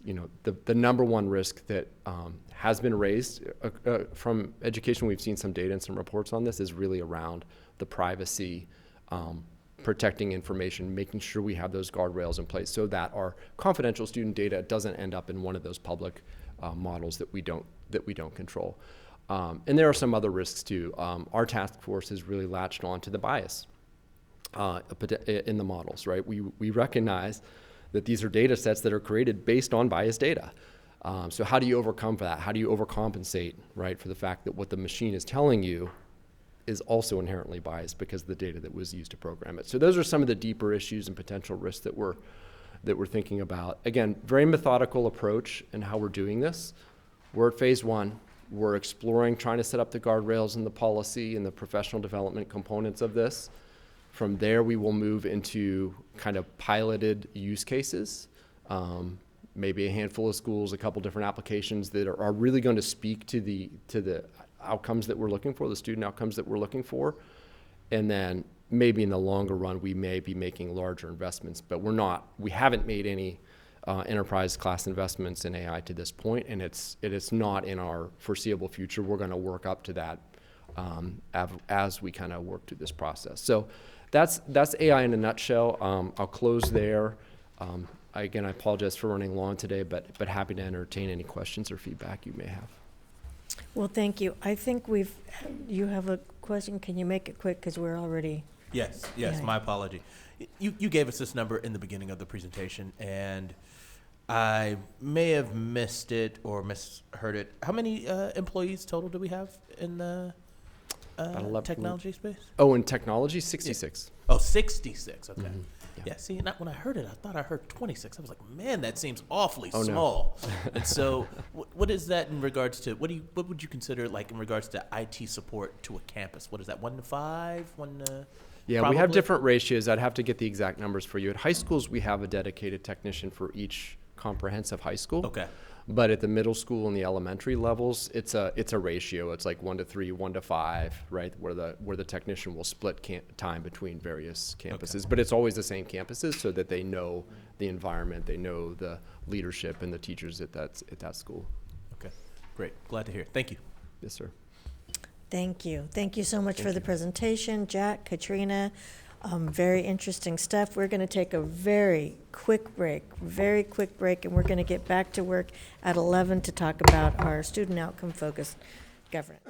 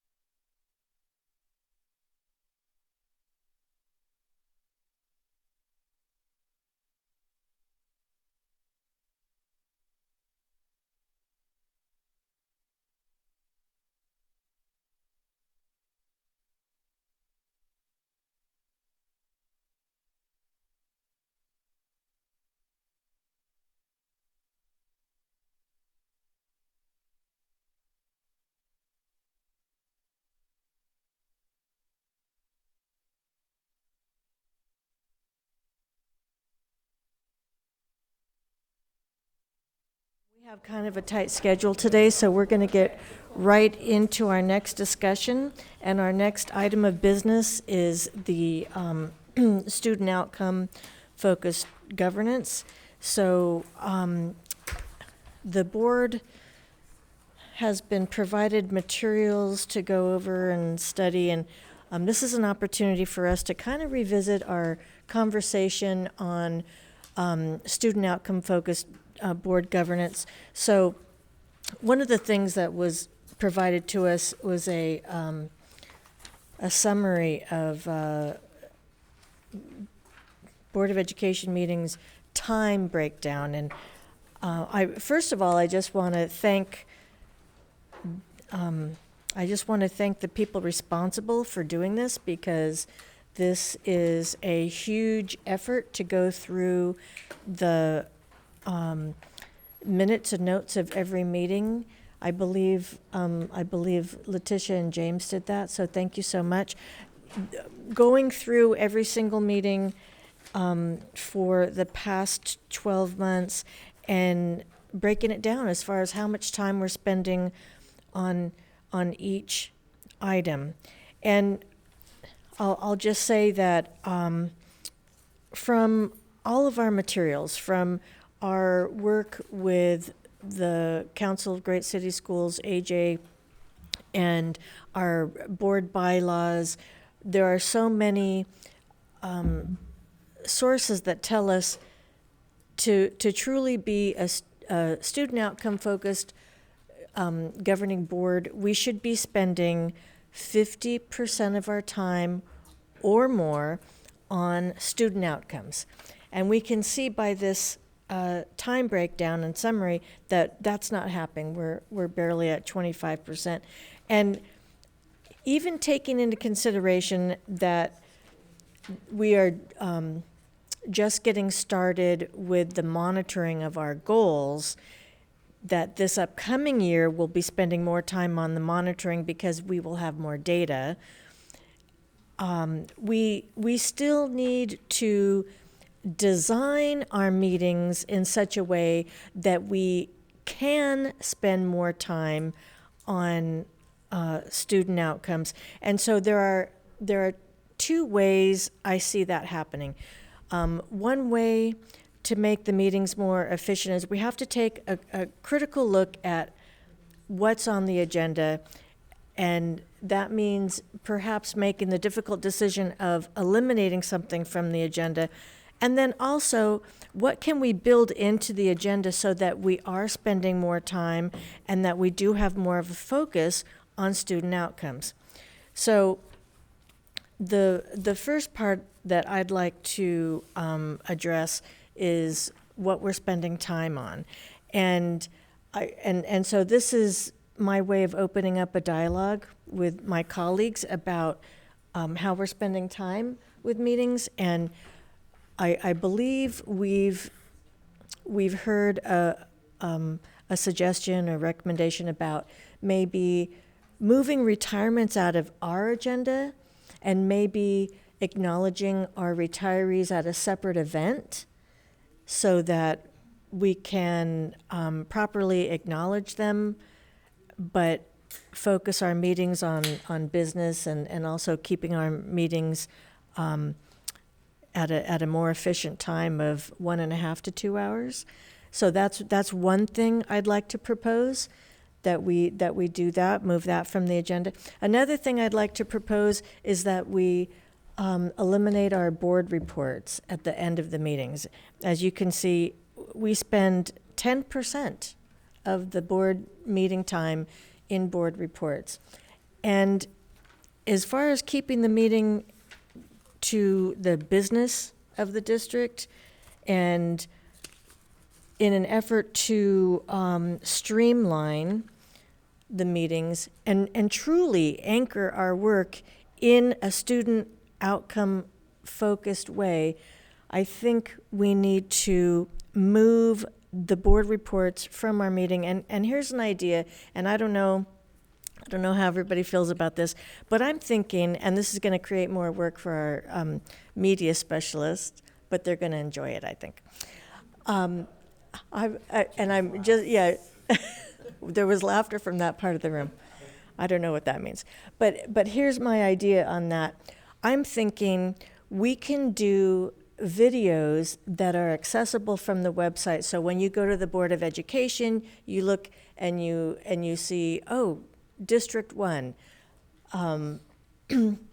Miss Lopez, and then you can click on something, and then there can be a video, and she can be talking about what's happening at Jordan or what's happening at some other schools, and different activities or events that you've attended, or something specific to our districts, the schools that we talk about. It can be something that's scripted. It can, I don't know what that looks like yet, but it's just an idea. But I know that we take pride in our board reports. When we first started our work with AJ and he made the suggestion of eliminating board reports from the agenda, I was completely against it. Everything, everything in me said, no, we cannot remove board reports from the agenda. But after taking a look at this summary on how much time we're spending, and after really thinking about what we should be doing with the board meetings, how we can really adhere to our board bylaws, the student outcome focused governance and goals, we should be spending at least half of our time on student outcomes. And so for that reason, I'm making those two proposals. And so I'd kind of like to hear from my colleagues on your thoughts, or, yes. Craighead, so I fully affirm and support us finding ways to, I think what I'm hearing is two things. One is maximize our time during formal official school board meetings, specifically on student outcomes focused items.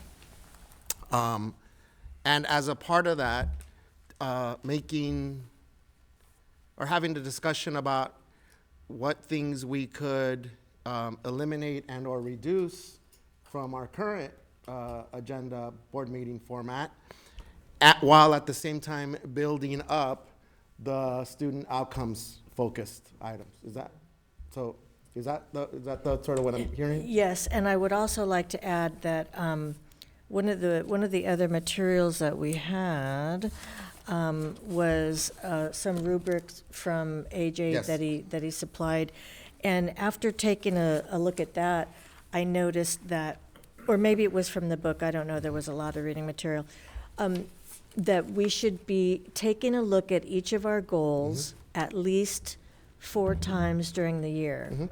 And so when we're talking about building things in, I think that's what you mentioned, building things in, we have to spend more of our focus, time and energy on making sure that those things are built in.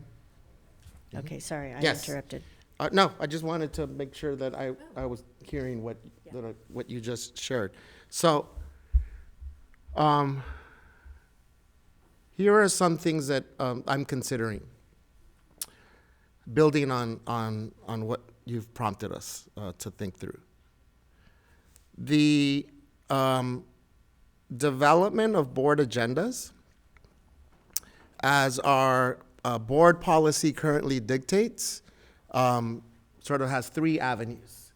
One is our board president, in conversation and consultation with our superintendent, sort of develops sort of the broader cycle of what we cover on the academic year, and then specifically agenda items for upcoming meetings.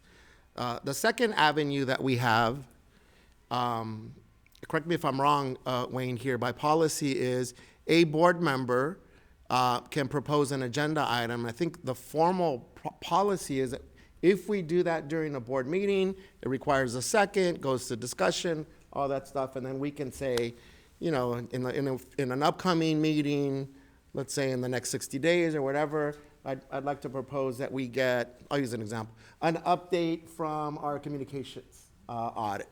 And then, if someone else agrees, we'd second, we go to discussion. There's a third formal process that I recall, and it goes to maximizing time at agendas here, that a member of the public can also ask for agenda items to be placed, and if they meet certain criteria that's in our policy, and I want to sort of figure that piece out, and I don't remember what the considerations are, because there are some things that just don't fit within the business of the district that, quite frankly, wouldn't be the best use of a formal board meeting. That's the piece that I sort of want to figure out. How are we thinking about agenda items in the context of maximizing our time, being more student outcomes focused, and potentially eliminating things from our agenda? So Wayne, can you affirm if those are sort of the three ways that our agendas potentially get constructed? Yeah, that's correct. That's based on the bylaws that you approved about a year and a half ago or so. Yeah. And that is correct. And certainly you could look at that policy and consider the goals here and how to tighten that up or how to make it more focused on student outcomes, right? Which it does not include a mention of that theme. Yeah. And so that might be something you might want to look into. So I'd like to propose that. Then I just wanted to affirm whether those were the kind of three ways. Because unless we have for ourselves some criteria and considerations for, what's appropriate and viable for us to have on agendas, then we end up with sort of some inconsistencies and or non-alignment with what we say we want to do at board meetings, which I think we're in agreement of, be more student outcomes focused, be more streamlined, versus what our policies and practices sort of leave open to interpretation, whether that's an agenda item coming from our public, our communities, or one of us. And so I would propose that we take a look at that first in the spirit of what you shared, President Craighead. And then if it is, for instance, one of the things that I think about in the board report is that the space where I could propose an agenda item for a future meeting? And if that's not the space, if it is, then certainly I would not vote in favor of eliminating the board report altogether, because where else on the agenda would then we be able to have a discussion about things that I'm proposing for the agenda if we don't find another space for that? Yeah, typically, the reason we use that language was typically for a board when that comes up is in public comment. So someone in the public will make a comment and say, we'd like the board to do this, or we want the board to do that. And that would allow an opportunity for one of you to say, you know what, we can't talk about this now because it's not on the agenda, but we would like to put something on the agenda. Okay. You can have that discussion, you can second it, and you can vote to put that on the agenda at a later time. Okay. That's the general use of that. Okay. It's not necessarily thought of as a proposal just by a board member to add something to agenda. A lot of times that can be done, it can be done that way, but it can also be done more informally where maybe you talk to President Craighead and say, hey, I'd like this on the agenda. President Craighead talks to the superintendent and they decide to put it on and then go from there. So that's the idea of that board policy. Yeah, and that makes sense, Wayne, for those examples.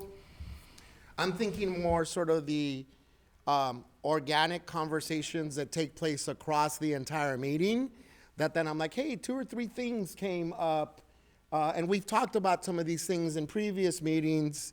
At the end, and again, I've done this, but I've also thought about this. Hey, so we heard from public comment today, Dr. Baker, in one of our discussions from the consent calendar and in one of our staff reports. These questions or things came up. Can we get an update at a future meeting, right? So that part of it, I think we need to revisit as it applies to how we get items on an agenda. Before then, I'm comfortable with, okay, if that's gonna get covered in this part of it, then let's rethink our board report, right? Because I think there's a nuance here that if if the analysis shows that we're spending, I think AJ's wording when he shared that, Diana, was, let's identify what legally you're required to have in your agendas and then go from there. Because I think he said, if you're not legally required to do the Pledge of Allegiance, if you wanted to, you could actually not have the Pledge of Allegiance. I'm not suggesting that, but I think we need to revisit, like, what are we legally required to have? What are our current policies and practices to develop the agenda? And how do we focus the student outcomes piece of this as we consider what we're streamlining, eliminating, and in some cases, a scenario could be, as an example, I'm not proposing this, but I want to use illustrated examples, to limit our board report time, all right, to X minutes each or total or what have you. I'm going to weigh in on that one, and I'm just going to say, I don't know if limiting our time on board reports would work, because when we have public comment, we have a timer going, and then when the timer goes off, you know, if they don't stop on their own, then the board chair reminds them that their time is up. I don't know if I'm comfortable cutting off board members during their report time, so I don't know if that would work. I do appreciate the concern about certain issues being brought up during public comment, because we do listen. We are engaged with our public when they come to speak, and so I'm thinking maybe at that time when they're speaking, if you would like to pursue that issue or something, maybe at that time, maybe at the end of public comment, then you could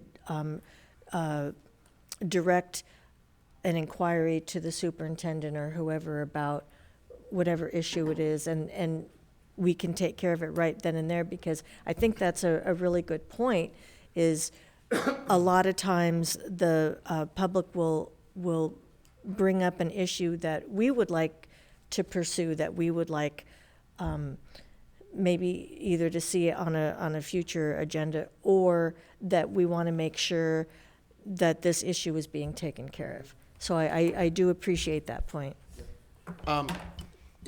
Just to continue the dialogue on that point, I'm tired of Ms. Lopez. I'll say one last thing and then I'll well, first, I appreciate the conversation and the opportunity to have this conversation. I'm still stuck with where in our agenda, as we refine, fine-tune, would I be able to, as an example, and it's in the readings that were suggested from AJ's book. If we're supposed to individually as board members, and I know I'm using you as an example, Diana, because you've been doing this longer than any of us here.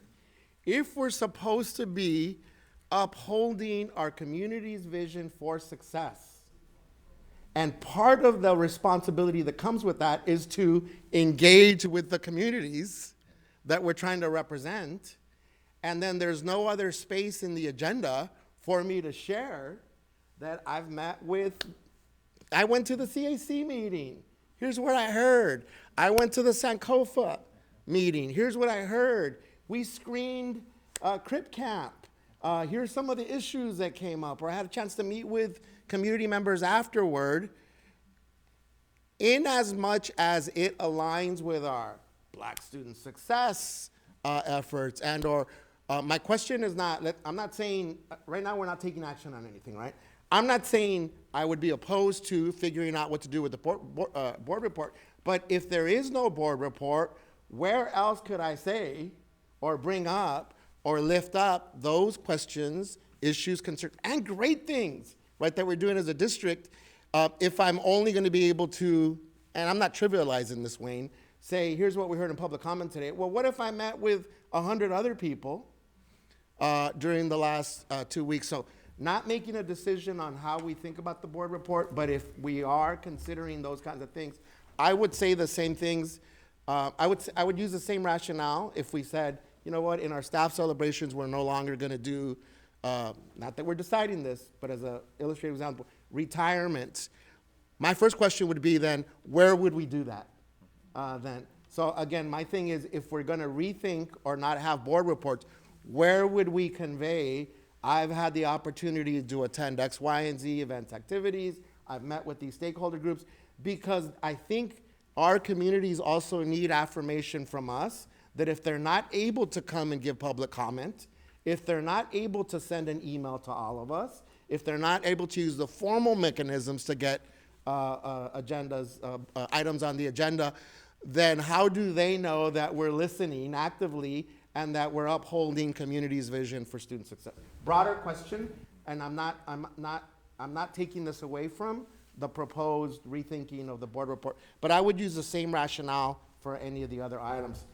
Again, in the spirit of, out of the 20 meetings that we have analysis for, thank you, Leticia and James, 11 of them have 0 minutes as quantified by our expert analysis assessment team here.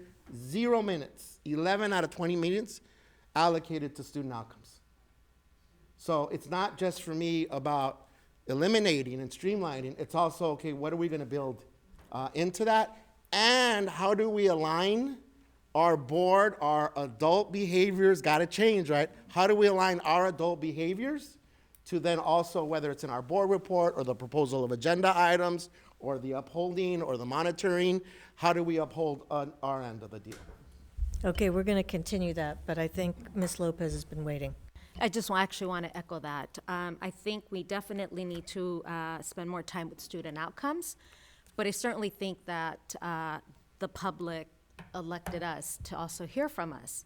And even if it's with the short report, reducing the time that we spend giving that report, I'm completely against eliminating the board's report. And actually, I do see that we spend about 14% of the time with public comment. And I think that we need to increase that time, because I think we need to hear more from our public, because our work should also reflect their voices. And then I'm seeing that we spend 2% of the time, or actually not we, the superintendent only spent 2% of the time providing report. And I think it's important for us to hear from her as well, to increase that time there. But I believe that we do need to increase the time with student outcomes, but I don't believe that we should eliminate the board's report. Mr. Miller? Yeah, I think I'm going to piggyback the comments of both my colleagues here. As first off, I just wanted to thank the team for these numbers. You guys, I'm going to tease myself a little bit. You guys turned me into a mathematic nerd here once I got these numbers, and so I started to pencil out, well, just a couple of things. And so first, going to the initial point where I agree that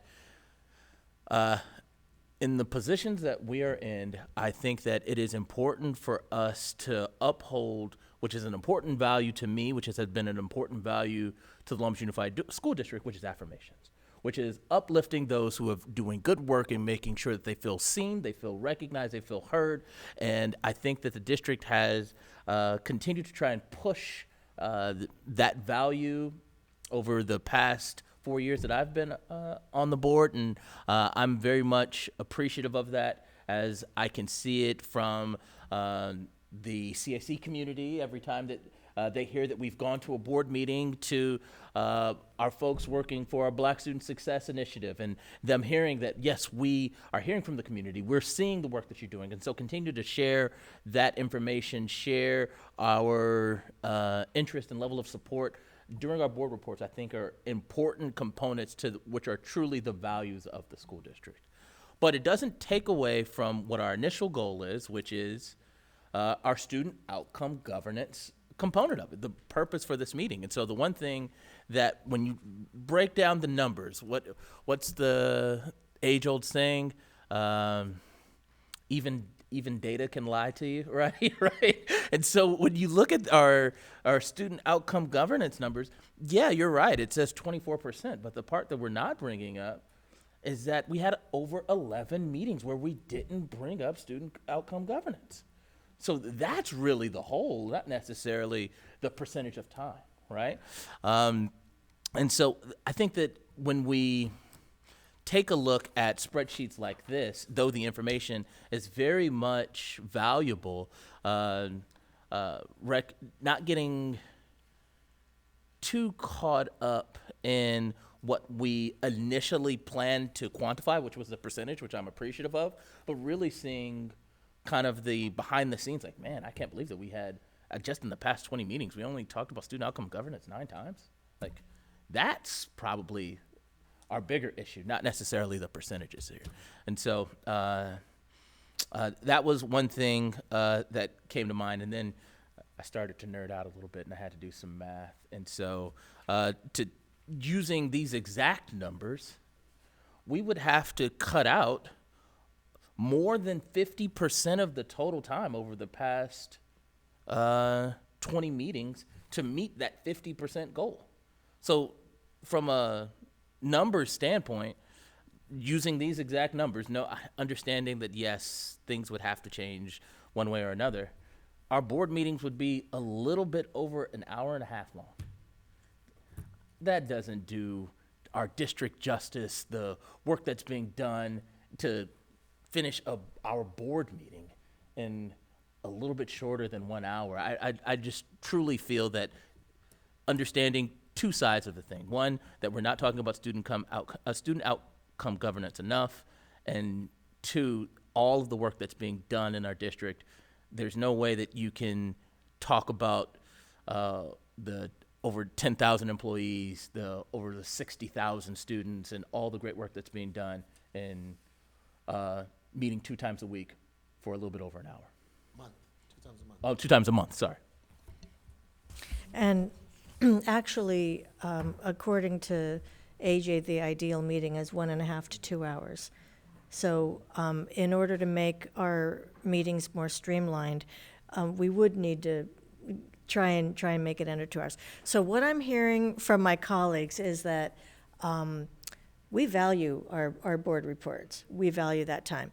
And so for me, it's about this balance. Okay, how can we maintain the board reports, but also how can we make them more efficient, and can we hold ourselves to some kind of time limit? Can we do that? Can we make the effort, can we make the commitment to try and hold ourselves to maybe something like 2 minutes or something, so we have that time available, but that we limit that and that we focus on student outcomes, or as Dr. Benitez says, the engagement with our stakeholders.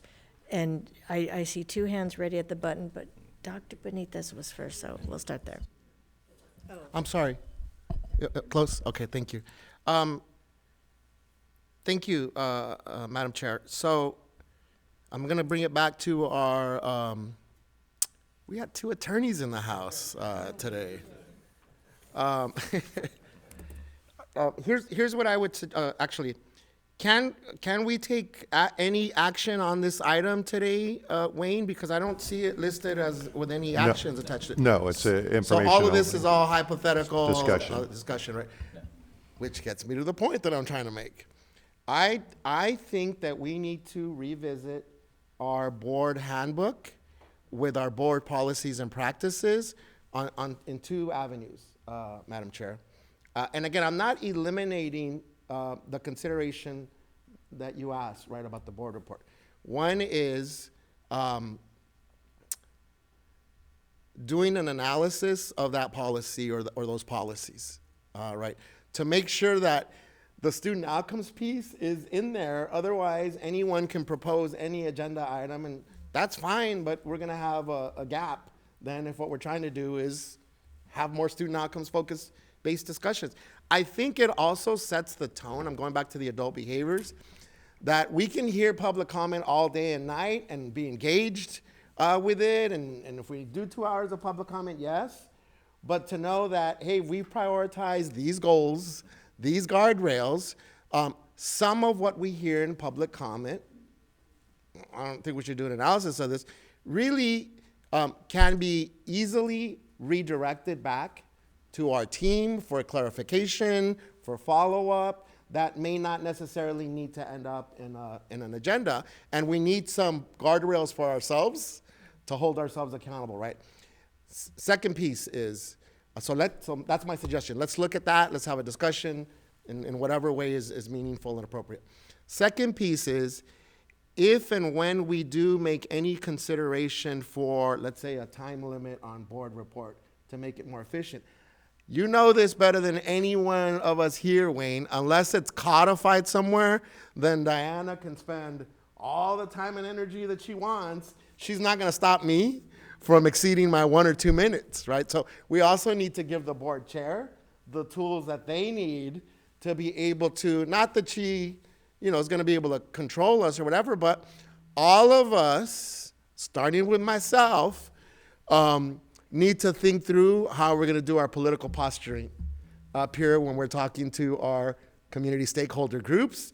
When we say, I came to such a meeting, I met with so-and-so, all fine and dandy, but if I know I only got a minute to say stuff, I'm going to have to maximize on what I think about and remain true to the culture that we want to set. Is I'm going to focus on those meetings, those ideas, those concerns, those things that I've been privy to in my community engagement in my 1 minute, right? Because Diana's going to shut off the mic if it's codified in policy, Wayne. So can we explore what that would look like if that's a consideration, just as we would, in my opinion, for any other thing that we've rethought about the consent calendar, but we had to look at the legal underpinnings of that.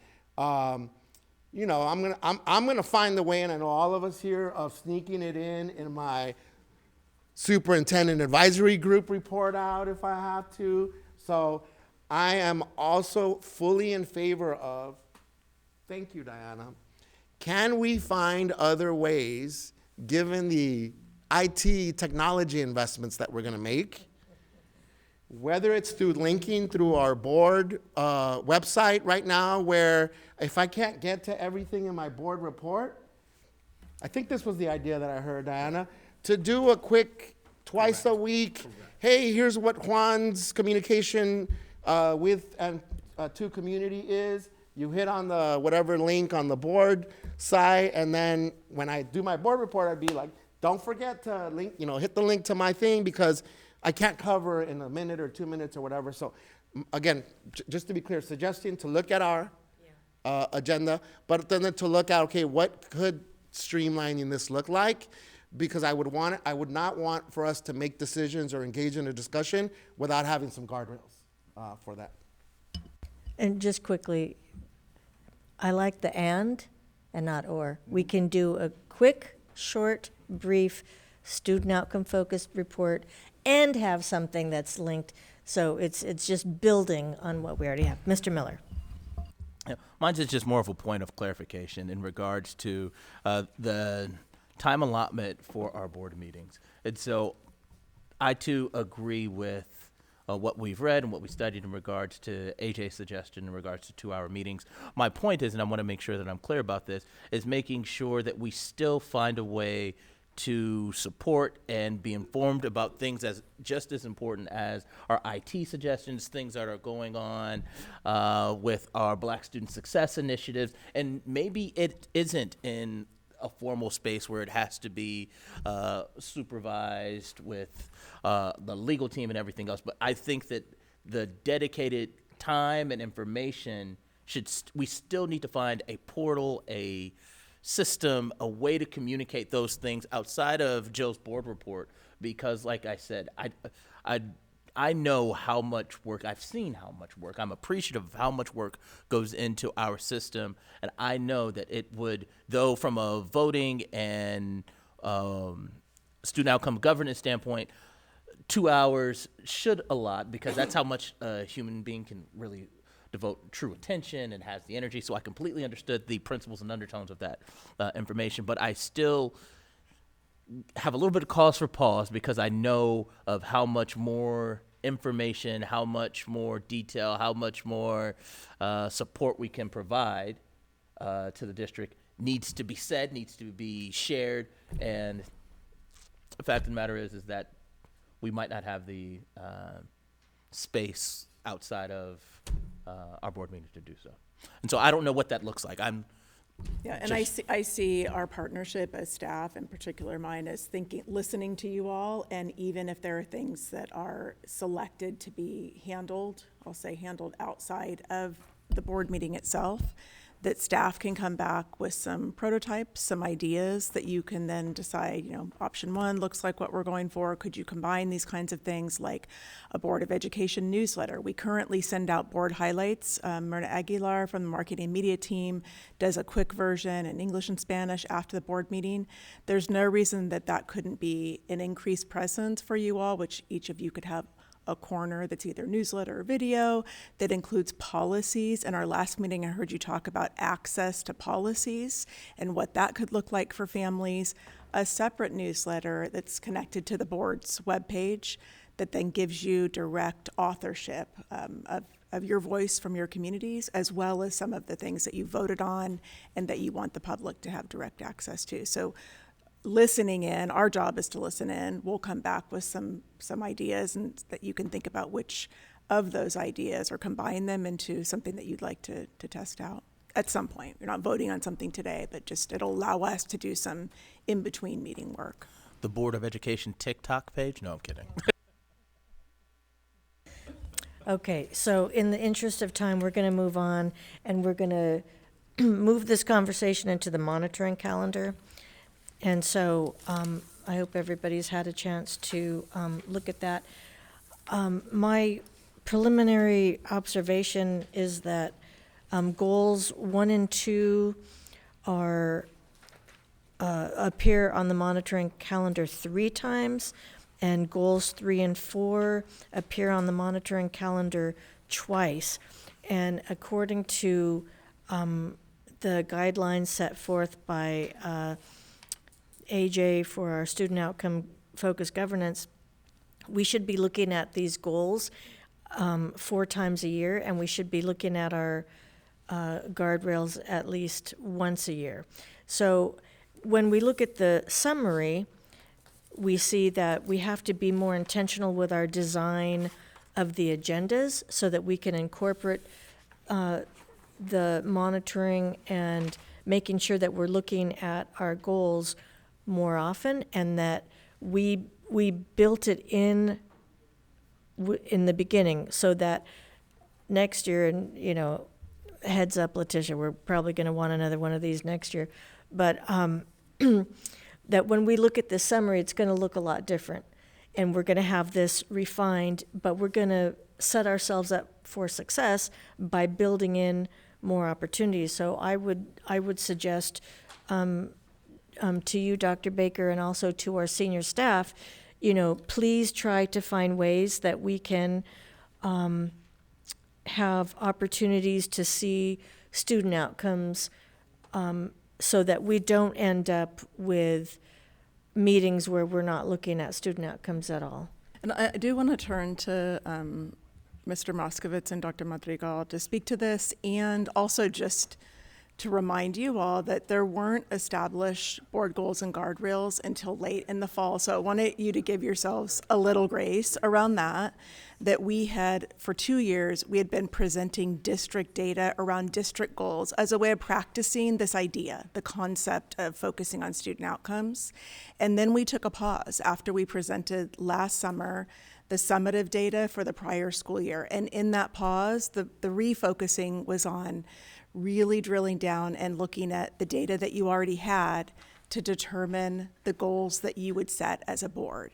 And so it is good to do the analysis, and I guess what I would add, Eric, to what you said is that it doesn't tell the whole story to look at one data set. There's also qualitative data, there's observational data that comes in when you think about your board meetings, and that is an aspect of observation that for a number of meetings there was subgroup work out working with AJ. He was meeting with you all as individuals to get to the point that you had board goals and guardrails. So a little grace to yourselves when you think about the meetings where there was not student outcome focused conversation. So I want to say that. Yeah. Jill, in the spirit of the grace, but I also want us to hold ourselves accountable to this conversation that we just had.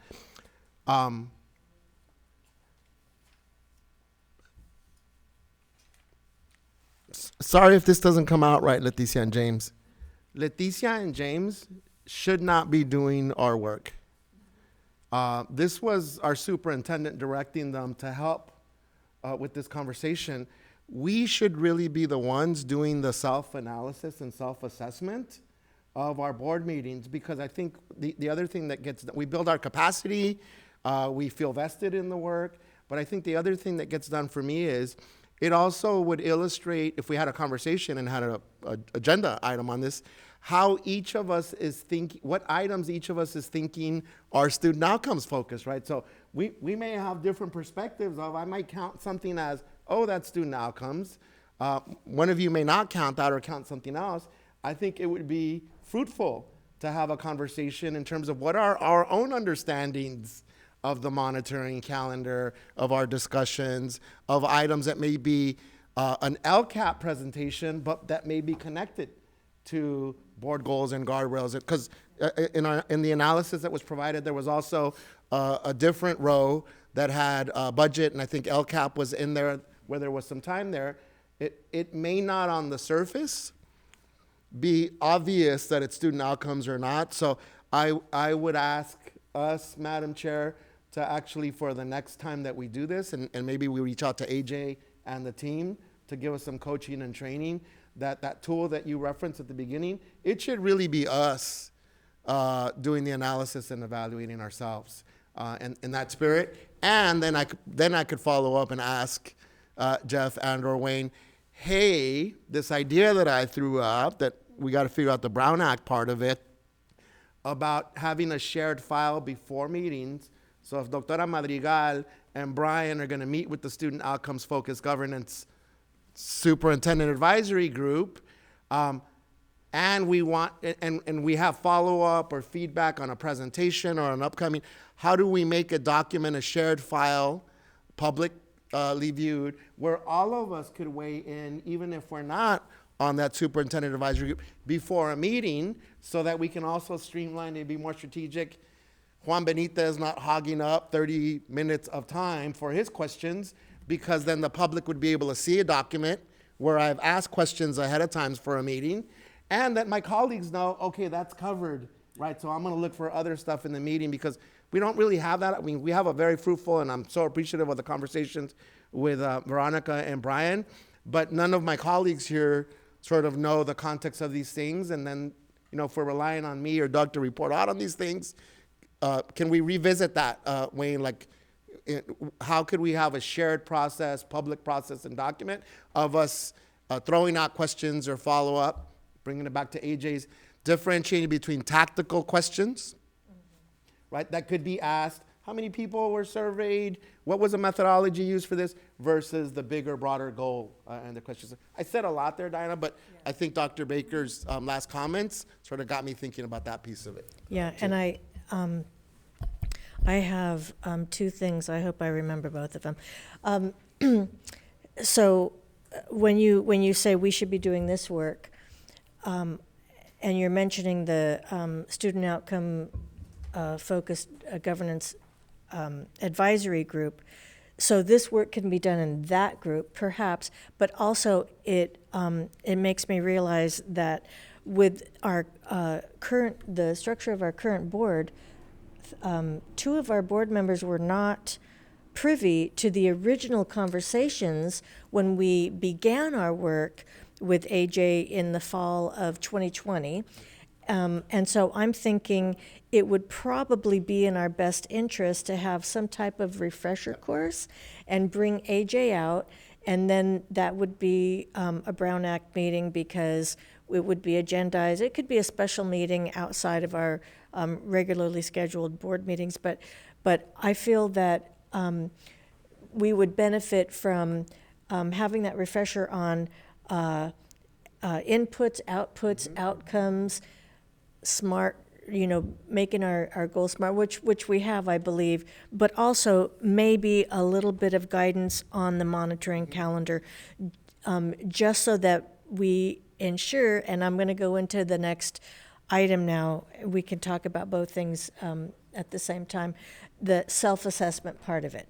Because when you look at that self-assessment part, it makes me realize I took notes at that meeting. I think we've worked through the process of community engagement, creating our goals, voting on that goals, guardrails, and everything else. But personally, I think I'm a little guilty of putting that aside.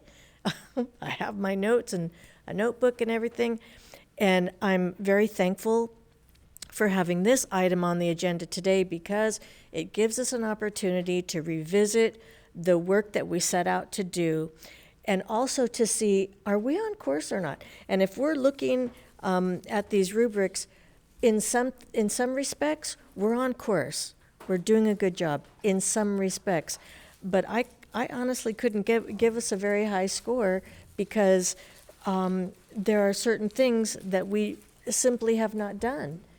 So I think giving this board, with all 5 members hearing the information from AJ and having that guidance will help us in going forward, because I think there are certain things that are being done so well, and a good point, and I do appreciate the reminder for us to give ourselves grace, because we haven't had a lot of data to look at in this last year, because it was the first year that we had these targeted focuses, and now I believe this year, starting from the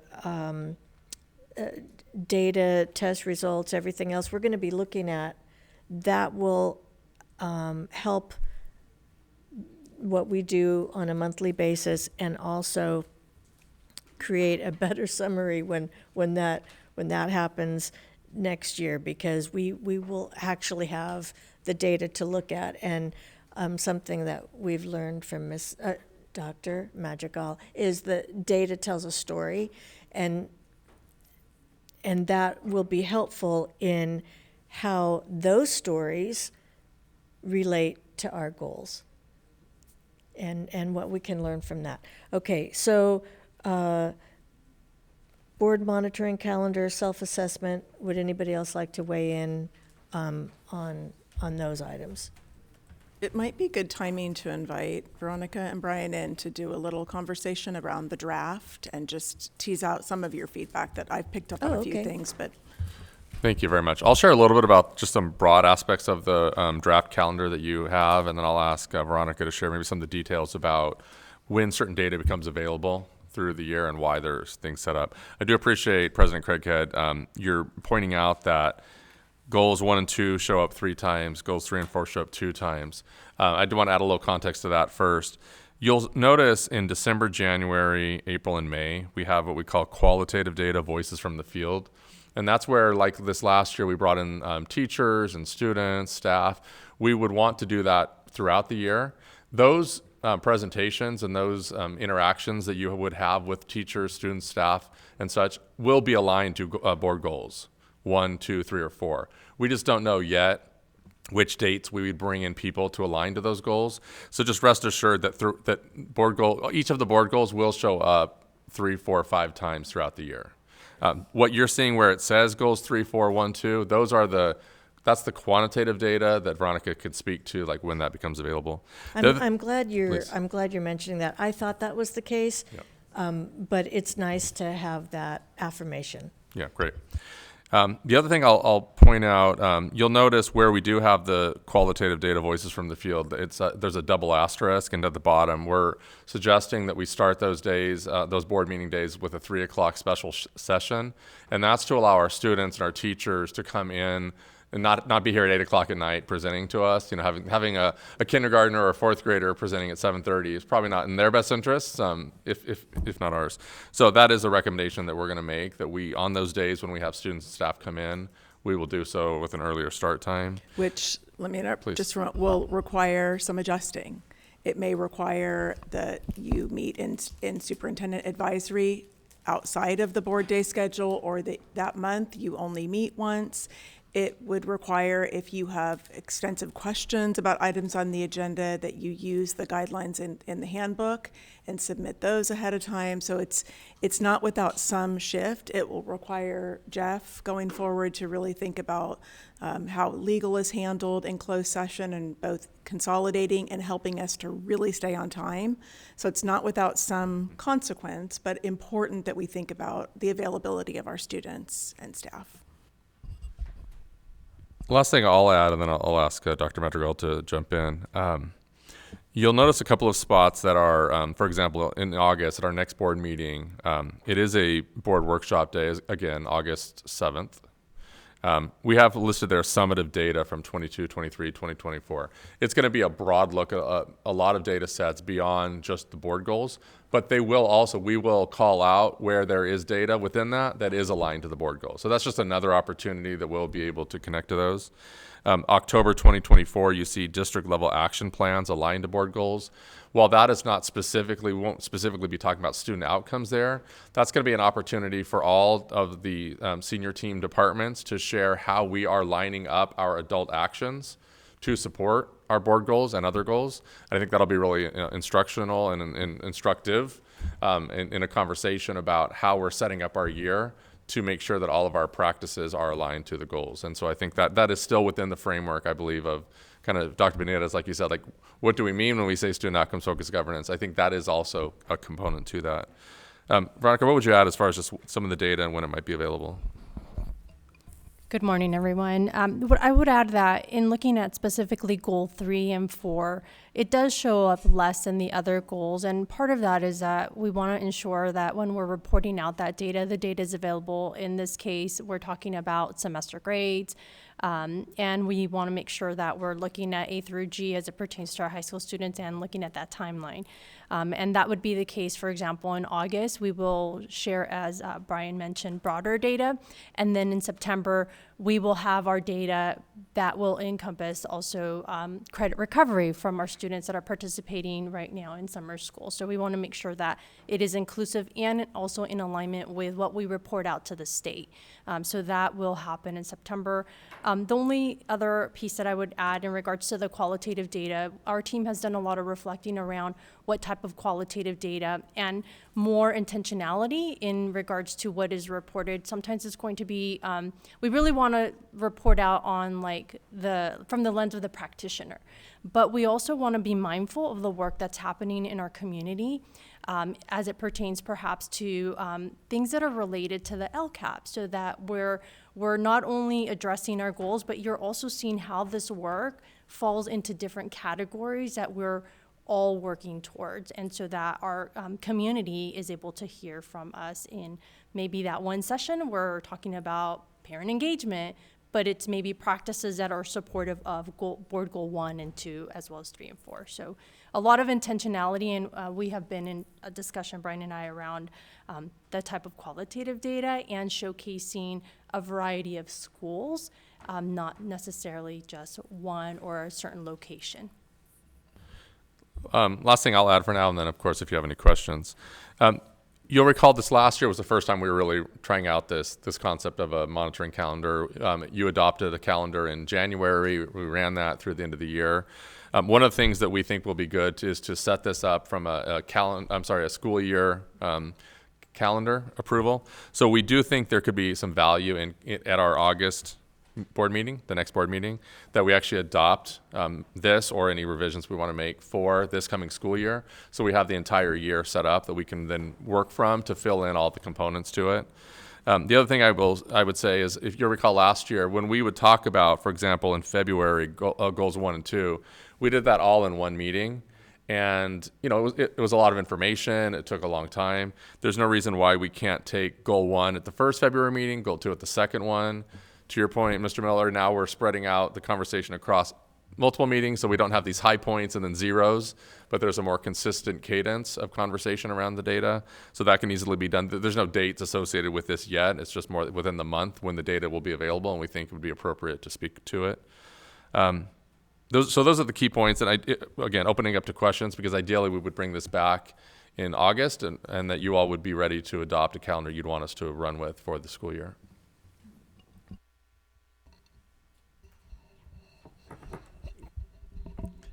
and I try not to have too many questions that are completely off the cuff, because I have some good ideas and some really bad ideas. And this is probably one of my really bad ones, but I'll ask anyway. You're gonna ask anyway. Right, I'm going to ask anyway. I'm going to do it.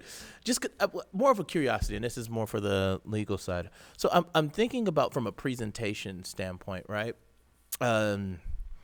With some of the topics that we address, just looking at the time, obviously we're saying we need to be more efficient. Is there the possibility of, let's say, if it was like pre-recorded and still be shared with the board and can be shared with the public and still be considered a actionable item? I'm just curious. I know that sounds a little weird, but So the key in the Brown Act is a meeting amongst a majority of the board. So when you talk about if it can be reported or recorded, if it's a meeting with a majority of the board, it can't be recorded. They have to be able to access it live. If you're talking about a presentation by the staff, that would be something totally different. So if you wanted to have a presentation by the staff available to the public and for all of you to see it and then talk about it at the board meeting, that could be done. That would not be a violation of the Brown Act. You just have to make sure that a majority of the board, if you are together, there has to be access by the public. Something that I think that builds on that is you've experienced board briefings on topics, either individual briefings or no more than 2. Those briefings then are used to help you come into a meeting prepared to support your questions and things like that. And that is an example of how you can be meeting outside of be briefed, be educated. And those materials, in some cases, like some of the memos that we provide, thinking about the budget memo and the first interim, second interim memos that Yumi and her team prepare, those get posted with the publicly facing materials, and they often require a briefing. So there could be a combination of that aspect as well, even thinking about, if there's for example, Jack laid a strong foundation. Depending on what the board decides about its agenda, you may say you'd like a quarterly briefing on this topic for those that are interested, rather than having it be as part of the regular board meeting. That's another way we could think about some of the information. And I would add that don't let the Brown Act stop you from doing something. So for instance, if you wanted to have, we'll just use Jack's report, if you wanted to have a Friday afternoon briefing and invite all the board members to it, all you have to do is just agendize it and post it. Doesn't mean you can't do it. It would be a special board meeting and briefing, and you could still do it. The public, I've done that twice today. The public has to be invited and have access, but you can still do it. It doesn't mean you can't do it. You just have to follow certain regulations with the Brown Act.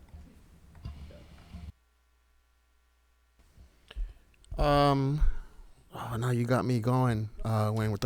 Let me go back to Dr. Madrigal and Mr. Moskovitz. So, thank you for giving us a great baseline since January that we adopted the monitoring calendar. But even as Dr. Baker mentioned, for the previous 18 months to 2 years of data, because then we can get a sense of what the realm of possibilities are, right? So, thank you for giving us an opportunity today to help shape what this upcoming school year monitoring calendar would look like. Regarding the qualitative data and presentations that are still being mapped out,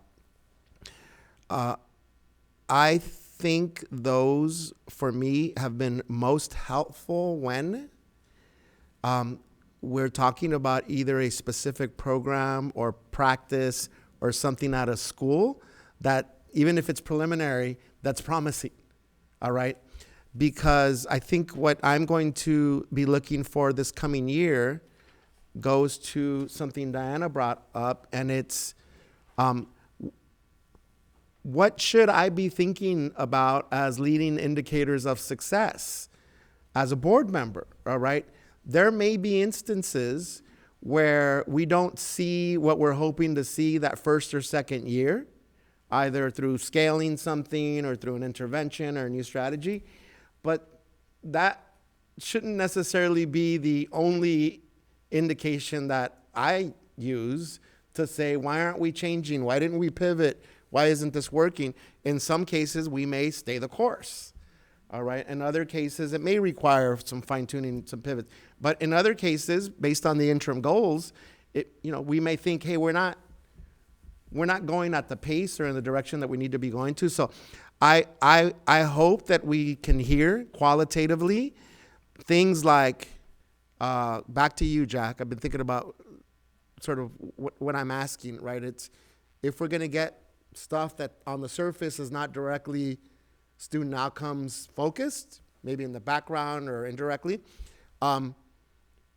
it's important for me to know, okay, this platform for that program is really beneficial right now, because even if it's preliminary, here's what we're seeing from students that took the AI training or the cybersecurity training in terms of their self-agency, self-efficacy, whatever that is that we're seeing. So that's what I would, you asked for the feedback. The program level, school level presentations are most helpful when something is directly connected back to something in the LCAP or something in a new innovation or a new platform. Because then what I'm going to be thinking about is, why can't we do more of that? Why isn't this happening at middle schools too? So keep doing what you're doing on that front. And then it helps us to then define some parameters on, I'm not going to ask you about this other thing if we see that we're staying the course in this way. I also think it gives you all cover to feel comfortable in saying and in sharing, we're not seeing what we would like to see or hope to see. Here's who's on the ground floor, right, for that. I appreciate it. It makes me think of a couple of things. One is, so we measure two things really throughout the year. Often when we're coming to you, what we're sharing is the student outcomes, direct student outcomes. But throughout the year, we're also measuring the adult inputs. So what are the adults doing that we believe will get us most likely to achieve our outcomes? And then let's look at the outcomes and see, did we achieve those outcomes as a result of those inputs? So I think part of what I hear you saying, and correct me, is that the things that we think are most likely to achieve, let's measure those along the way, the programs, the practices that we're training our teachers on that are being implemented at our schools.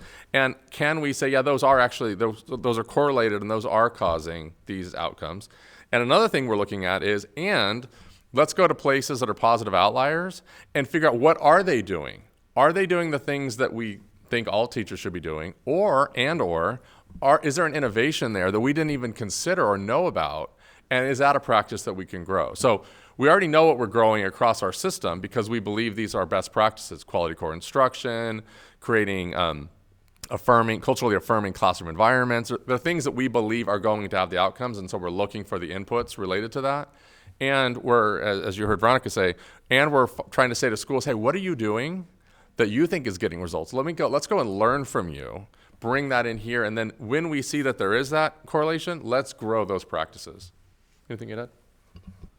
I would add that it's important from just that research lens that when we're presenting data, we're really committed, our department, our district is committed to making sure that we're also validating the data, right? And you can validate data in multiple ways. And one of the ways that you can validate is through looking at the qualitative data, which is through the lens of like the practices and the input from those closest to the work.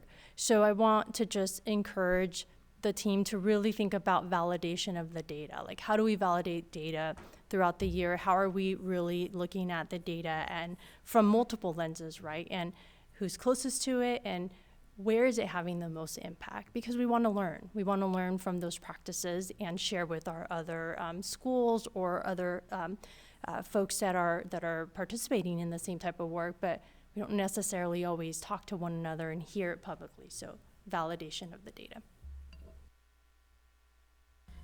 Do we see a data dashboard coming in the next, like in the fall, hopefully, so that the public, board members can access data without having to request it or wait for a presentation? And I think there's a couple of components to that. So yeah, we are working on dashboards. It's one of our strategic plan goals is to develop a dashboard that is available public facing. Of course, there's some data that we know we have to be sensitive to the data down to student level data, teacher level data. So not everything that we have access to through our Elroy systems and others will be all publicly available. But we are working through, and maybe Veronica or Jack can speak to some of what's been going on behind the scenes to develop a data dashboard aligned to our strategic plan. And so both will be continuing to be developed. And before that happens, can the public have access to that data as soon as that data is available? Which data are you speaking of? Well, so let's say the SBAC scores, the iReady scores, the data that you're getting and that we're monitoring. Yeah, so I think that will speak to some of that will, like iReady will speak to the dashboard that we're going to develop. Like SBAC, for example, once SBAC is certified by the state, and that they're still in the process, that's going to take some time. All of that will become publicly available. That's state data that is available on state websites and on ours as well. So some will automatically go out to the public. Some will have to be more careful because it might represent student or teacher data, but we'll be able to present some of that. I don't know if you want to speak to some of the work being done related to the dashboards. So I'll speak actually to two pieces of communication that has gone out to parents in this time frame that perhaps schools haven't notified parents because of just the timing that we're in the summer. So communication has gone out to parents. I'm a parent in the district. I've received it, so I learned like, okay, it did work. Our parents who have students who are learning English as a second language recently received, our district partnered up with a company to share the data with parents. So as a parent, I received, also for SBAC, I received a very personalized video that's specific to my child, how they did on SBAC, and it was also available in a different language other than English. So that is new for our district. So although we don't have necessarily a dashboard per se at this moment, we are giving parents access to their child's data. And I can say that the video is very friendly. It gives, I think, parents an entry point with the visuals, the communication, and I previewed it in Spanish. So I'm really excited to be able to share that with our parents, and we're excited that parents will be able to utilize that. So those are two pieces that I think are very important that we're perhaps missing in terms of being able to give parents access. We talk about access. That's a great way to give parents access.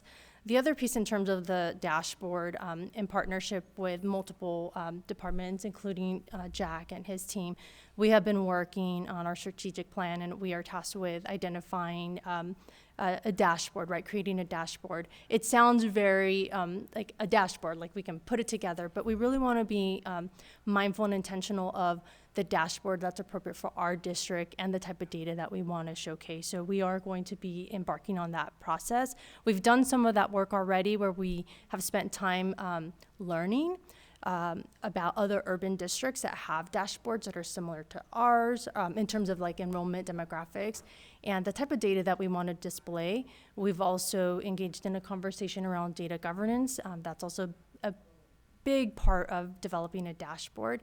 And so you will start to see that work, but that work is going to take time because it's building something that we haven't had in our district, and we are excited about the possibilities and being able to really interface with our public in this way.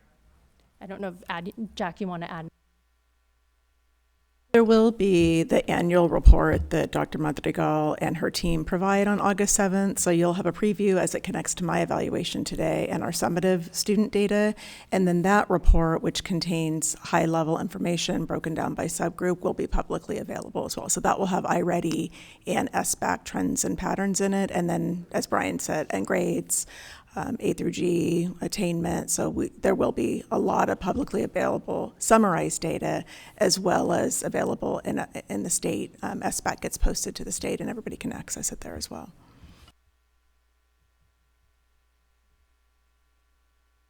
Okay, so I'll say this to help wrap it up.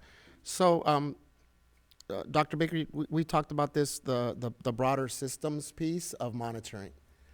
Right, and specifically here monitoring our board goals. So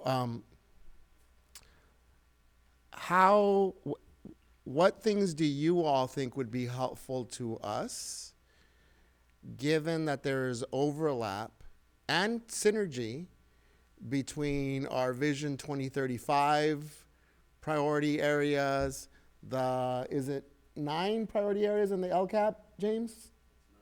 9 priority areas in the LCAP, superintendent leadership goals, superintendent student goals, our board goals. So just sort of thoughts on how do we make sense that we don't have competing goals and interests, but they're nuanced through those specific sort of targets and outcomes that we'd like to see with the respective, processes and documents. I'll just answer at a really high level because I think it's something we could go into depth about. But for today, what I'll say is that is the work. And so when you see a placeholder for district level action plans aligned to board goals, first, our senior team is spending this time bringing those things together, thinking about your interim goals that lead to the board goals, revision to my goals. And so it is our work to pull all of that together in a way that has coherence to it, so that we're also thinking about, and I can, recalling some of AJ's coaching as well, like it's not a quick thing to get from board goals down to the classroom. And I don't mean down, I mean aligned in a way that represents I only attain any of my superintendent goals with every employee in the district working towards those goals. You only attain your board goals similarly. Every classroom teacher has to know and understand, be supported in their practices so that those goals are met by individual classrooms feeding up into the board goals. And so that is the work of our senior team and around prioritization, how we will monitor, who will monitor, what the research office, what their participation will be with us. So much more to come on that, but know that there are some placeholders for us to be able to share what that alignment will look like as we learn and grow in the precision of our work as well. Well, thank you, everybody. We are going to adjourn this meeting or this part of the meeting unless there's any objection to that. But I want to thank everybody for their good conversation. And I feel like we still have more to discuss on this topic. I think we could easily do another hour, so we'll be thinking about how we can do that going forward. Thank you, everyone, and we will see you at our public meeting tonight at 5 o'clock.